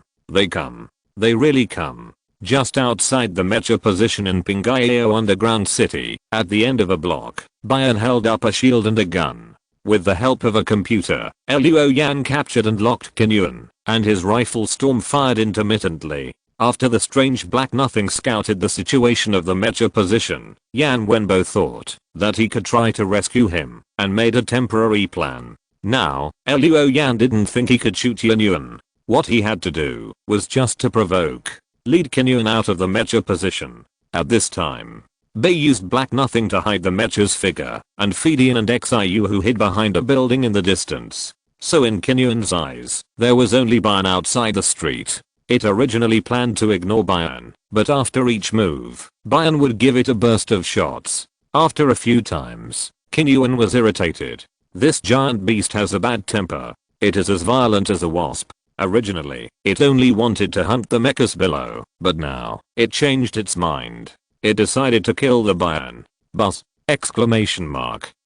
Buzz! Qinyuan turned around and left the mecha position. His figure kept flashing in the air. His movement was without any signs. The computer could not keep up with the speed of the serious feather beast. Often, Qinyuan would move to other directions, just after locking the position. This feather beast sometimes appeared in the sky, sometimes flew low on the street, and sometimes moved behind the building. Its movement was unpredictable and difficult to grasp. It was difficult to capture it with a computer alone. Luo Yan thought that only by opening the silver eyes of peeping and analyzing Qinyuan's surface veins could he predict its behavior. No wonder Song Bao's team was blocked by a feather beast. At this speed, even a light mecha could not compare with Qinyuan. In a blink of an eye, Qinyuan had already arrived above the Bayan. The feathered beast's tail arched, and its round abdomen, like a wasp, bulged significantly. Then, with a bang, it shot the poison needle on its tail like a gun. The Zuanwu shield was raised high. The energy barrier was activated. The next second, a crisp cracking sound was heard. Dozens of energy barriers almost made the feathered beast explode with one needle. When the poison needle covered with barbs fell to the ground, it crushed a car. At this time, there were only 5 screens left in front of the Zuanwu shield. Luo Yan's eyes were solemn. With such terrible penetrating power, if the mecha was not defended, it would probably penetrate the body with one needle. Yan Wenbo's voice rang out in the communication channel. Now, Xiao Bei. However, as early as Yan Wenbo spoke, grey and bloodless bone hands appeared one after another on the 3 membrane wings behind Yunyuan. These things grabbed the base of Yunyuan's wings and pulled in different directions. Immediately, the feathered beast could no longer flap its wings. It screamed and fell to the ground, sliding and spinning on the street, knocking over countless car wreckages. Luo Yan's eyes lit up, and the thrusters behind the Bayan ignited and sprayed. Several blue flames pushed the mecha, allowing the Bayan to quickly fly towards Yunyuan, as if it was sliding on ice. Chapter 791 Lack of Tacit Understanding. When Yunyuan flew out and left the heads of the crowd, Song Bao suddenly felt his whole body lighten. The pressure of death and the shadow of sudden death at any time and anywhere finally left him. After feeling relaxed, Song Bao's first reaction was to drive the mecha out. Not only did he want to rush out of this desperate place, but he also wanted to help Bayan. Or compared to Bayan and Luo Yan, his mecha and his realm and combat power were far behind. But Song Bao didn't have the habit of throwing difficulties to others and turning around and running. If he did that, he was worried that he would be scolded to death by his brother when he went to the underworld one day. Let's go help. Song Bao shouted. Let's go. I've been waiting for this moment. Kill this bastard. The teammates responded loudly, and one mecha after another rushed out of the desperate place and rushed to Qinyuan. Before leaving, Lao Zhang looked back at the mecha that sat on the ground, as if it was tired, and bent over to rest on the ground. Wait. Aeon, we brothers will avenge you. Then he also rushed out in the mecha. After rushing out of that position, Song Bao saw Qinyuan fell to the ground in the distant street, unable to move for a while. The silver-white background, black tiger striped mecha Bayan sprayed blue flames from its back, pushing the body to move like the wind, and passed by Qinyuan in a blink of an eye. At this time, the body squatted and bent down, and the long sword dragon elephant, that had been unsheathed early in the morning, with a dazzling sword light, passed through Qinyuan's body like a galaxy, cut off a few membranous wings. Those membranous wings first flew into the air, then floated down, landed on the road, covered the car, or hung on the outer wall of the building, and on the street lamp. Jiuying let out a sharp hiss, and it climbed up. This feathered beast did not have claws like a bird, but instead had insect-like limbs on both sides of its body. When it was in the air, these limbs were folded and contracted, but now, it seemed to need to use these limbs, so it unfolded them again. At this time, Fidian and Xiu arrived. As early as, when Bayan took action, the two mechs appeared from their hiding places. Fidian ran on the street with a tiger-headed spear in hand. The heavy steps made the road surface crack continuously, and the mech ran so fast that the ground shook. As soon as it arrived, the tiger-headed spear burst out a brilliant iron stream, sweeping and washing Jiuying. Xiu was jumping between buildings. When he jumped over Jiuying with a backflip, he threw something down. It was a hexagonal metal box. It fell on Jiuying's back, and a barbed hook emerged from the bottom, hooking Jiuying's skin and flesh to fix itself. Then long ropes with nails at the end were ejected from all around. Those nails pierced into the ground or the surrounding buildings, and then the nails opened the hooks and fixed it firmly.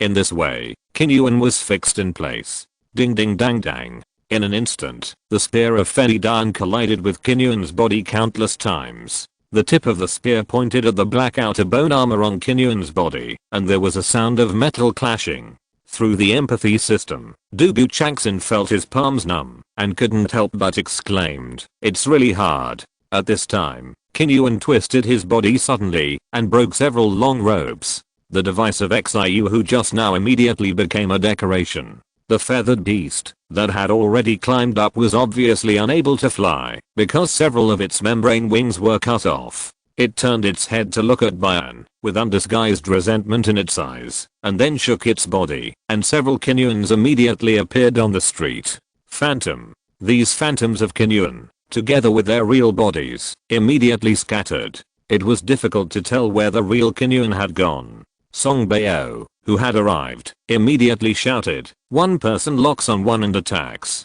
Bang, bang, bang. Several mechs immediately opened fire with rifles, or launched small missiles, locking on a Jiuying in various ways. The bullets, which were comparable to naval gun shells, swept across the street, blowing the car wreckage into pieces. They flew into the building, passed through the room full of papers, piled with tables, chairs, and computers, and then left a huge gap in the wall. Boom. Boom. The building was collapsing, and the fireballs were blooming. But Jiuying was unscathed. Luoyan did not participate in the current sweep, he just activated his own divine storage, and when circles of silver light appeared in his red eyes, Jiuying's true body was revealed. The phantom of this feathered beast was useless to Luoyan. Not only did he see through Jiuying's true body, he also ignited Jiuying's phantom clone with the power of burning delusion. Suddenly, the phantoms of Jiuying on the street ignited with scarlet flames. These illusory flames made the feather beast's phantom disappear quickly, and at the same time, two streams of crimson flames suddenly spurted out of Jiuying's eyes. Jiuying screamed in agony, and the feather beast kept turning its head and rolling. When the crimson illusory flame stopped spurting out of its eyes, Jiuying's eyes had already melted. Only two dark holes were left, with smoke and sparks. Good opportunity. Seeing Jiuying was injured, Song Bao and others wanted to take the opportunity to attack. However, Luoyan turned on the sound peripheral and shouted, "Wait a minute." Song Bao stopped immediately, but Lao Zhang and another mecha master did not stop, and still pounced on Jiuying.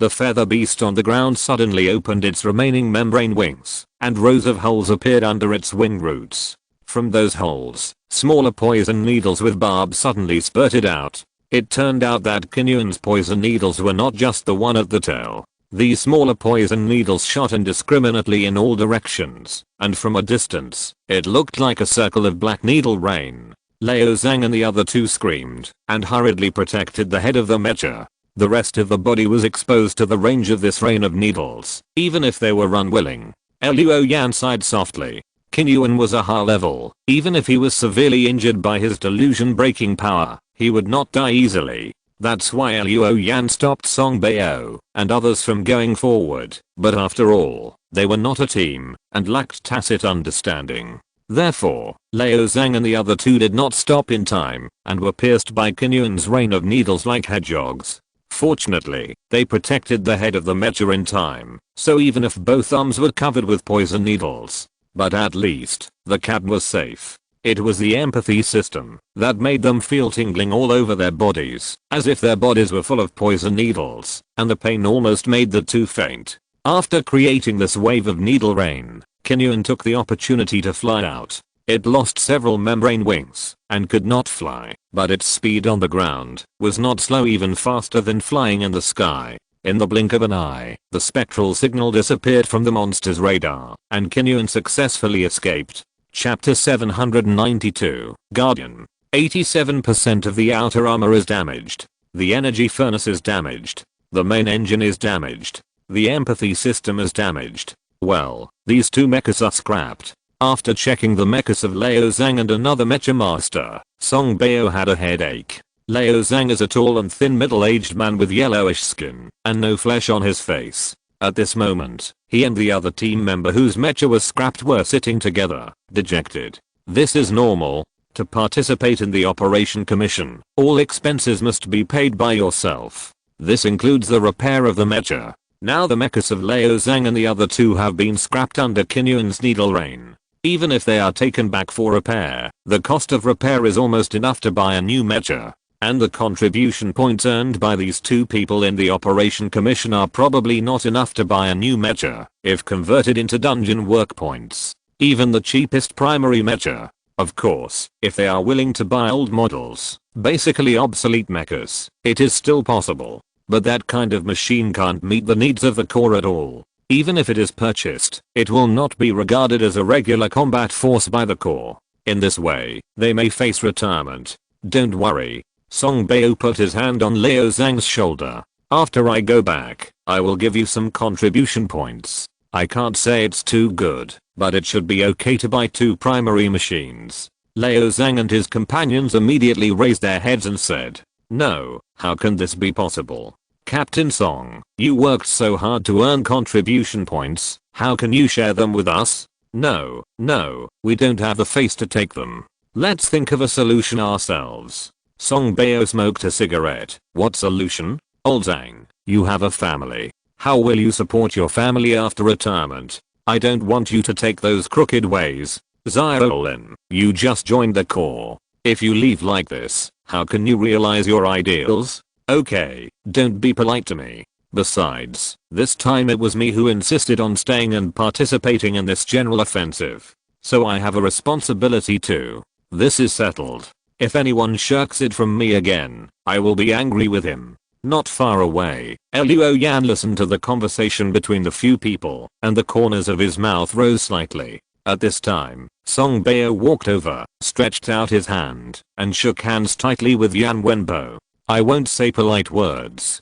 Captain Yan, if you need me, Song Bao, in the future, just let me know. Yan Wenbo nodded, then said, what are your plans next? Song Bao smiled bitterly, what else can we plan? We originally had 5 people. 1 died. Now there are 2 mechas that are scrapped. The remaining 2 are useless. Let's take a break and leave. Go back to the base. Go back to the dungeon. Luo Yan was drinking water from a canteen and nodded in his heart when he heard this. There are only 2 mechas left, and it is indeed impossible to stay any longer. It is not a bad thing to leave the battlefield decisively while it is still possible. Yan Wenbo looked back at Luo Yan and the others and said, send the Buddha to the west. Let's send them off. Song Bao's team only has 2 mechas left, and their strength seems a little weak in this dangerous area. If they are targeted by Kinyuan again, they may not be able to leave the forbidden area. Luo Yan stood up, put down the kettle and said, let's go. The captain and his men are fighting with the owner of the forbidden area. I'm afraid that this place will be affected by the war later. Yan Wenbo nodded and said, that's right. Let's go without delay. After sending them out of the danger zone, we will come back and see if we can find Kinyuan. That's a step up. Don't waste it. Song Bao did not refuse. At this time, it would be bad to be too polite. But he remembered the other person's kindness and would repay him when he had the chance in the future. Everyone returned to their respective mechas and started the mechas. Luo Yan and others began to escort Song Bao's team to the border of the danger zone. At the same time, The sky above the forbidden area was covered with dark clouds. In the thick clouds, 3 god-level mechs led by Zhu and Yu were chasing the owner of Ghost Hair City, Dang Hu. It is recorded in the classic of mountains and seas. There is a bird on the Shangshan mountain. It looks like a pheasant. It flies with its beard. Eating it does not hurt your eyes. It is called Dang Hu. This is the description of Dang Hu in the classic of mountains and seas. The Dang Hu in front of the 3 captains is a little different from the description in the classic of mountains and seas. It is like a ball of bird-shaped tangled hemp, with a body woven with black and red beards, and there are messy threads flying in the air currents in the high altitude. At this time, Dang Hu made a loud bird cry, and then circled in the air. Suddenly, the wings rubbed against the clouds, driving the clouds in the high altitude, stirring up the sky and the earth. Dang Hu turned around, and pounced on the 3 mechs of Zuan i.e., Xing and Jiuying. The body that looked like a tangled black and red hemp squirmed, and suddenly tens of thousands of dense beards burst out. These beards were surrounded by blood-red flames, covering the sky and the sun, like a black rainstorm, pouring down from the sky, covering the huge area within a kilometer radius of the 3 mechs. Seeing this, Feng Qingyu, the leader of Jiuying City, raised his long sword, and the sword tip suddenly gushed out bright green light. The green light spread out, and the light evolved into a flying dragon flying across the sky and earth. Thousands of green dragons swam around the 3 mechs, ejecting the black rain falling from the sky. It was Feng Qingyu's unique skill, the green dragon resisting the formation. In the cockpit of the Zuan i.e., Zheng said in a deep voice, Dang Hu is a feathered beast, and it has an unparalleled advantage in the sky. We are entangled with it in the sky, which is tantamount to using a short attack to defeat a long one. Jiang Yunrang's voice sounded in the communication channel, then shooted down. After speaking, the Xing in a high crown and a gorgeous skirt and silver armor stretched out his hand and pointed at Dang Hu. The feathered beast seemed to sense something and immediately retracted its beard quickly. At the same time, dots of starlight appeared around Dang Hu. In an instant, the feathered beast seemed to be in the galaxy, surrounded by stars. The next moment, the stars fell randomly, dragging out traces of light, condensing into sword shapes, moving back and forth, and covering Dang Hu in a dazzling sword light. This is Shen Yunrang's unique skill, densely covered with stars. Silver white star flowers burst out from Dang Hu's body, and the number is too large to count. After these star flowers disappear, a gap will appear on Dang Hu's body, and there must be a blank space between the black and red mess. Although this gap and blank space are just a small hole for Dang Hu's huge body. However, there are so many star flowers that after this unique skill is performed, Dang Hu's body, which is like a mess of hemp, has become riddled with holes. The airflow and cloud passed through those gaps, and Dang Hu's body swayed suddenly, as if it would fall at any time. Chapter 793 Weird Hair. When the star picking launched the attack, a pair of large wings on the back of Zheng's Zuan Yi spread out, and a trace of white and gold light appeared on the mecha. They wandered on the body of the Zuan Yi, collided, and made a dull sound. They first formed a shape like a tree branch, and then gradually evolved into spider web-like patterns. The body of the Zuan Yi was shaking, as if the body was disintegrating, and as if there were seeds sprouting and growing in the body, about to break out. Rumble. Like thunder, and like the sound of something breaking. It sounded around the Zuan Yi, and as the body shook, those spider web-like patterns quickly combined to form a mysterious pattern that looked like symbols and words. Zuan Yi, the mysterious pattern appeared. After the mysterious pattern appeared, the fluctuations emitted by the mecha were like a volcanic eruption, shaking the world and powerful. The long sword entered the shield and the center of gravity was lowered. Zuan Yi made a gesture of drawing the sword. The air immediately trembled, and thunder roared. The black long sword burst out from the shield like a spring thunder. Instantly, the whole space was quiet. A flash of sword light flashed across the sky. It rolled in from the east, and disappeared in the west sky in a blink of an eye. Jiang Yunrang and Feng Qingyu in the cab felt a stinging pain in their eyes at the same time. As for Dang Hu, the giant beast with thousands of beards dancing, and already riddled with holes, had one wing cut off by the sword light, and fell from the sky. In a blink of an eye, it became a distant black dot in the sight of Jiang Yunrang and others. Chase! Zheng shouted. Zuan Yi fell to the ground with a fierce aura. Zay Crossing and King Yuan hurriedly chased after it. The three mechas fell to the ground like meteors, carrying clouds of light and flames from the sky. Rumble. On the ground, Dang Hu fell into a block. His body kept rolling, crushing cars one by one, and smashing buildings one by one. The ground was filled with dust. After a long while, Dang Hu finally stopped. At this time, the three machines including the Zuan Yi also barely reached the ground. Perhaps because he was shot down from the sky by humans as a dominant machine, Dang Hu was furious. Perhaps because he was blown to pieces by the Zay Crossing and had one wing cut off by the Zuan Yi, Dang Hu was angry. No matter what the reason was, in short, Dang Hu was furious at this time. This tangled giant beast raised its neck and howled, and the strange hair around it immediately surged wildly, sweeping in like a black river, connected to the broken wing of Dang Hu, and poured into the gaps opened by the Zay Crossing. In an instant, Dang Hu's broken wings regenerated, and the holes in his body were filled up. The aura of the dominant beast did not decrease significantly. It seemed that the damage just now caused by the Zay Crossing and Zuan Yi had been smoothed out by it in some way. After the broken wings regenerated, Dang Hu did not prepare to leave, or to go up to the sky again, to start the battle again. The two balls of terrifying red light on its head, which emanated from the tangled hair, became brighter and brighter. Then the red light suddenly shrank back into the tangled hair, but rose from the whiskers on its head, and condensed into a small human figure in the air. This red light figure was Dang Hu's beast soul. Beast soul appeared. After Dang Hu revealed his beast soul, the red light figure raised his hand and pointed to the sky. The sky began to shake, and circles of black ripples appeared in the super anti-membrane covering the surrounding areas. When the first circle of ripples fell from the sky to the ground, the entire Gifa city was shaking, and countless black demon hairs suddenly flew up, as if stimulated by something, and swayed like seaweed. Some of the demon hairs rose up, and some went deep into the forbidden area. For a moment, the demon hairs in the entire Gifa city seemed to have their own will, and swam on their own.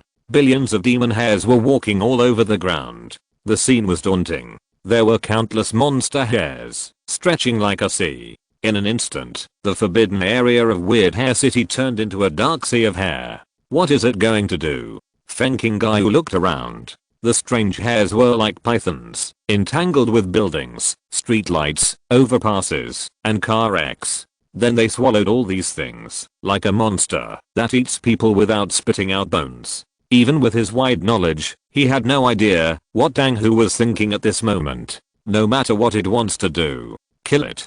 Dizeng's eyes were firm, and his murderous intention was not shaken by the appearance of the monster hair sea. The shadow of the blue dragon was circling around the body of the Zuan Yi. Dizeng held up his long sword and strode forward. The strange hair on the ground rose and fell like waves, but before it approached the Zuan Yi, when it was still hundreds of meters away, it stopped as if it had hit an invisible screen, and from the tip of the hair, it was scattered into ashes. Wait for me. Jiuying Yunrang was afraid that he might get lost, so he hurriedly caught up with him. At this moment, something came out from the clump of hair that was swaying like seaweed beside Dang Hu. It was an arm. The arm of a mecha. The outer armor of the arm was broken, exposing the skeleton and parts inside. Jiuying Yunrang saw that between those things, there were clumps of black hair swimming. A mecha crawled out from the clump of hair. It looked like an old model that was out of date, full of the atmosphere of the industrial age. This thing now crawled on the ground in a stiff and weird posture like a corpse that had been dead for many days. Similar mechas kept coming out from the hair. Their outer armor was broken, and the energy furnace had long been scrapped, but the black demon hair swimming in the mechas forced the corpses of these mechas to be controlled. They made them move in weird and stiff movements, walking or crawling on the ground, towards the three Zuan Yi machines. At this time, the first mecha that crawled out of the hairline raised its hand, picked up its rifle, and fired at Zuan Yi. The rifle, which had moss on its surface, was still usable. Flames spurted out of the muzzle and the bullet shot at Zuan Yi. The sword flashed. The bullet was cut into two pieces. Dizeng's temples throbbed, and he said in a deep voice, "You monster, don't desecrate the body of the dead." Zuan Yi strode away. The sword flashed several times, and the mecha was broken into dozens of pieces. But at this time, the other puppet mechas controlled by Dang, who started running, raised their rifles and fired at the leaders. Deep in the forbidden area, a Lily was panting, and the figure of the mecha in front was reflected in the giant beast's single eye. It had no way to escape. Even in Danghu's super anti-membrane, the giant beast would be greatly improved. But it was only a lower level giant beast after all, and now it had reached the end of its rope. The ball-like beast roared unwillingly. At this moment, a group of demon hares emerged from behind it, from the depths of the forbidden land. They wrapped around Lily. Lily's roar suddenly turned into a scream. Although it was a part of the forbidden land, it seemed to be very afraid of these demon hares. It struggled desperately, but it couldn't get free. In a blink of an eye, it was submerged by the demon hares. Chapter 794, Forbidden Land Riot. What happened? The giant beasts are fighting among themselves, and the guards are devouring other giant beasts. No, it's not that simple. Wait, look, that black shadow behind the building. Is it a Giffer? This team from a certain underground city was far away from the core area at the time, in the middle of the danger zone. Today, the decisive battle, the middle of the danger zone can be said to be quite safe. Naturally, the only ones that can be hunted here are low-level ones like Lily. At most, there are only a few middle-level ones wandering here. The strength of this team is limited, so they know their own limitations, and don't take risks in the depths of the danger zone. Unexpectedly, now even this safe position seems to be not so safe. At this time, one of the mechas looked into the depths of the danger zone, and saw thick black shadows rising behind the buildings. Those black shadows kept swaying, as if the Giffer in the forbidden area was rising into the sky. If we use those buildings as a reference, the height of the Giffer at this moment is probably no more than 100 meters. Moreover, those things are still rising, as if to separate the inside and outside of the forbidden area. At this time, the roar of a giant beast sounded from the strange hare in front. The team members immediately looked at the giant beast, and the giant beast was coming out of the strange hare. At this time, Lily's body was covered with strange hair, and there were things like earthworms wriggling on the front of his skin. If you look closely, you will find that the strange hair has drilled into Lily's eyes, ears, mouth, and nose, and even directly pierced into his skin. Lily's single eye was red, and there were strands of strange hair wriggling around his pupil. It burst out with a fierce ferocity, spread its four hooves, and roared towards the mecha team. The mechas immediately scattered and opened fire. The fierce artillery fire blew Lily's skin and flesh apart, and the strange hair flew. But it didn't stop, and just crashed into one of the mechas, knocking the mecha out, and falling on a building, crushing the building to pieces. In the mecha cab, a man shook his head vigorously. He was dizzy from the collision with Lily. When he came to his senses, and was about to get up, he saw a strange hair in the distance, rolling like a black tide. They quickly entangled a mecha, and the pilot in the mecha screamed in the communication channel. "I've been invaded. Those strange hairs are drilling into my body." It was raining cats and dogs. At the same time as the mecha was invaded by the strange hair, a group of lower level monsters emerged from the black hair tide in the distance. They all had red eyes, and were full of hostility. After the monsters emerged, even the controlled mechas appeared. At this time, in the communication channel, the commander of the base command center almost roared, "Retreat. The forbidden area has changed. All mechas participating in the combat commission must evacuate immediately. Evacuate immediately." This voice rang in the communication channels of all mechas, including Luo Yan's Bayan. They escorted the only two remaining mechas of Song Bao's team, and had already arrived at the place where the high wall stood before. But they were suddenly attacked by giant beasts and strange hair. The giant beasts that attacked them were only low level, but these giant beasts were controlled by strange hair. Their ferocity was fully stimulated, and their potential was fully excavated. In addition, the strange hair rioted, and endless strange black hair continued to pour out from every corner of the forbidden area, making Luo Yan and his men only able to fight and retreat. "There is no way out." Song Hu's voice sounded in the communication channel. Luo Yan looked out from the panoramic window, and sure enough, the high wall that had been destroyed seemed to rise again. Of course, these hairs that grew upward and swayed like seaweed in front of him were still fundamentally different from the high wall woven with strange hair before. But now this hair wall hundreds of meters high still blocked the way. There was a giant beast in front and a hair wall behind. Now even Luo Yan felt a huge pressure. Others can imagine it. At this time, several of their mechs gathered together. Luo Yan and Bazin killed the crazy beasts, while the others used flamethrowers to prevent the monsters on the ground from approaching the position. But the beasts can be killed, but the monsters are endless. The fuel for the flamethrower is limited. If this continues, I'm afraid that the fuel for the flamethrower will run out soon. It will be troublesome then.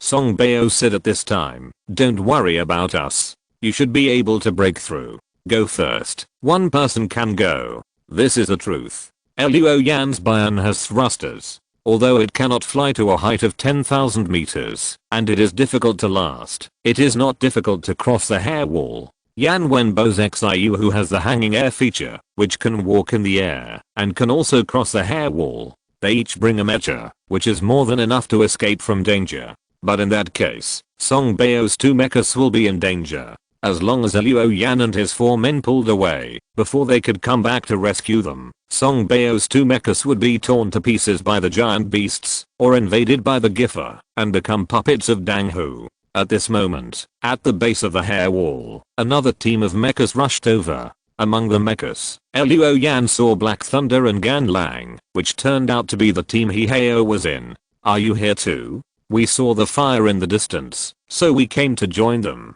I don't know what happened in the forbidden area now. The giant beasts are all crazy, and the Giffer is rioting, and these things can be seen in almost every corner. After He Heo's team joined the battle circle, they assisted Luo Yan and his mechas to control the spread of Giffer, while describing what they saw and heard on the way. Luo Yan narrowed his eyes slightly. Suddenly, he looked at the peak in the distance. On that peak, that was obviously created by Dang Hu, there were eggs laid by the Overlord Beast. Luo Yan said hurriedly, the unusual movement in the forbidden area must be related to Dang Hu. The Overlord may have made Captain Xing and his men anxious, so they made such a big commotion. If Dang Hu can be distracted, maybe we can quell the riot. It can also create opportunities for Captain Xing and his men. Yan Wenbo immediately said, that makes sense, but how can we distract Dang Hu?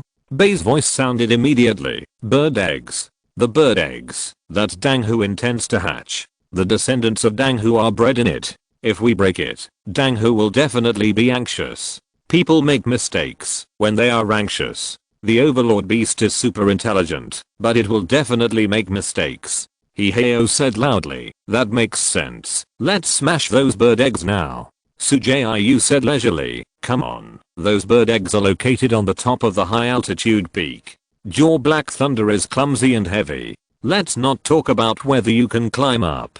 Even if you can, by the time you climb up, the opportunity will be gone. Dugu Changson muttered, how about letting Bion and Xiu go up? One of them has thrusters, and the other can walk in the air. Luo Yan said decisively, my thrusters can't fly that high, and I guess the captain can't stay in the air for a long time. Yan Wenbo laughed dryly, Zio Luo is right, I can only stay in the air for 20 seconds. In such a short time, I don't think I can jump to the top of the mountain. Luo Yan said decisively, so there is only one way left. End of this chapter. Thank you very much for reaching the end. Don't forget to like. Looking for more exclusive content and immediate access? Subscribe to our Patreon. Remember, every like, subscription, or donation encourages us to continue. Thanks to everyone. See you in the next video.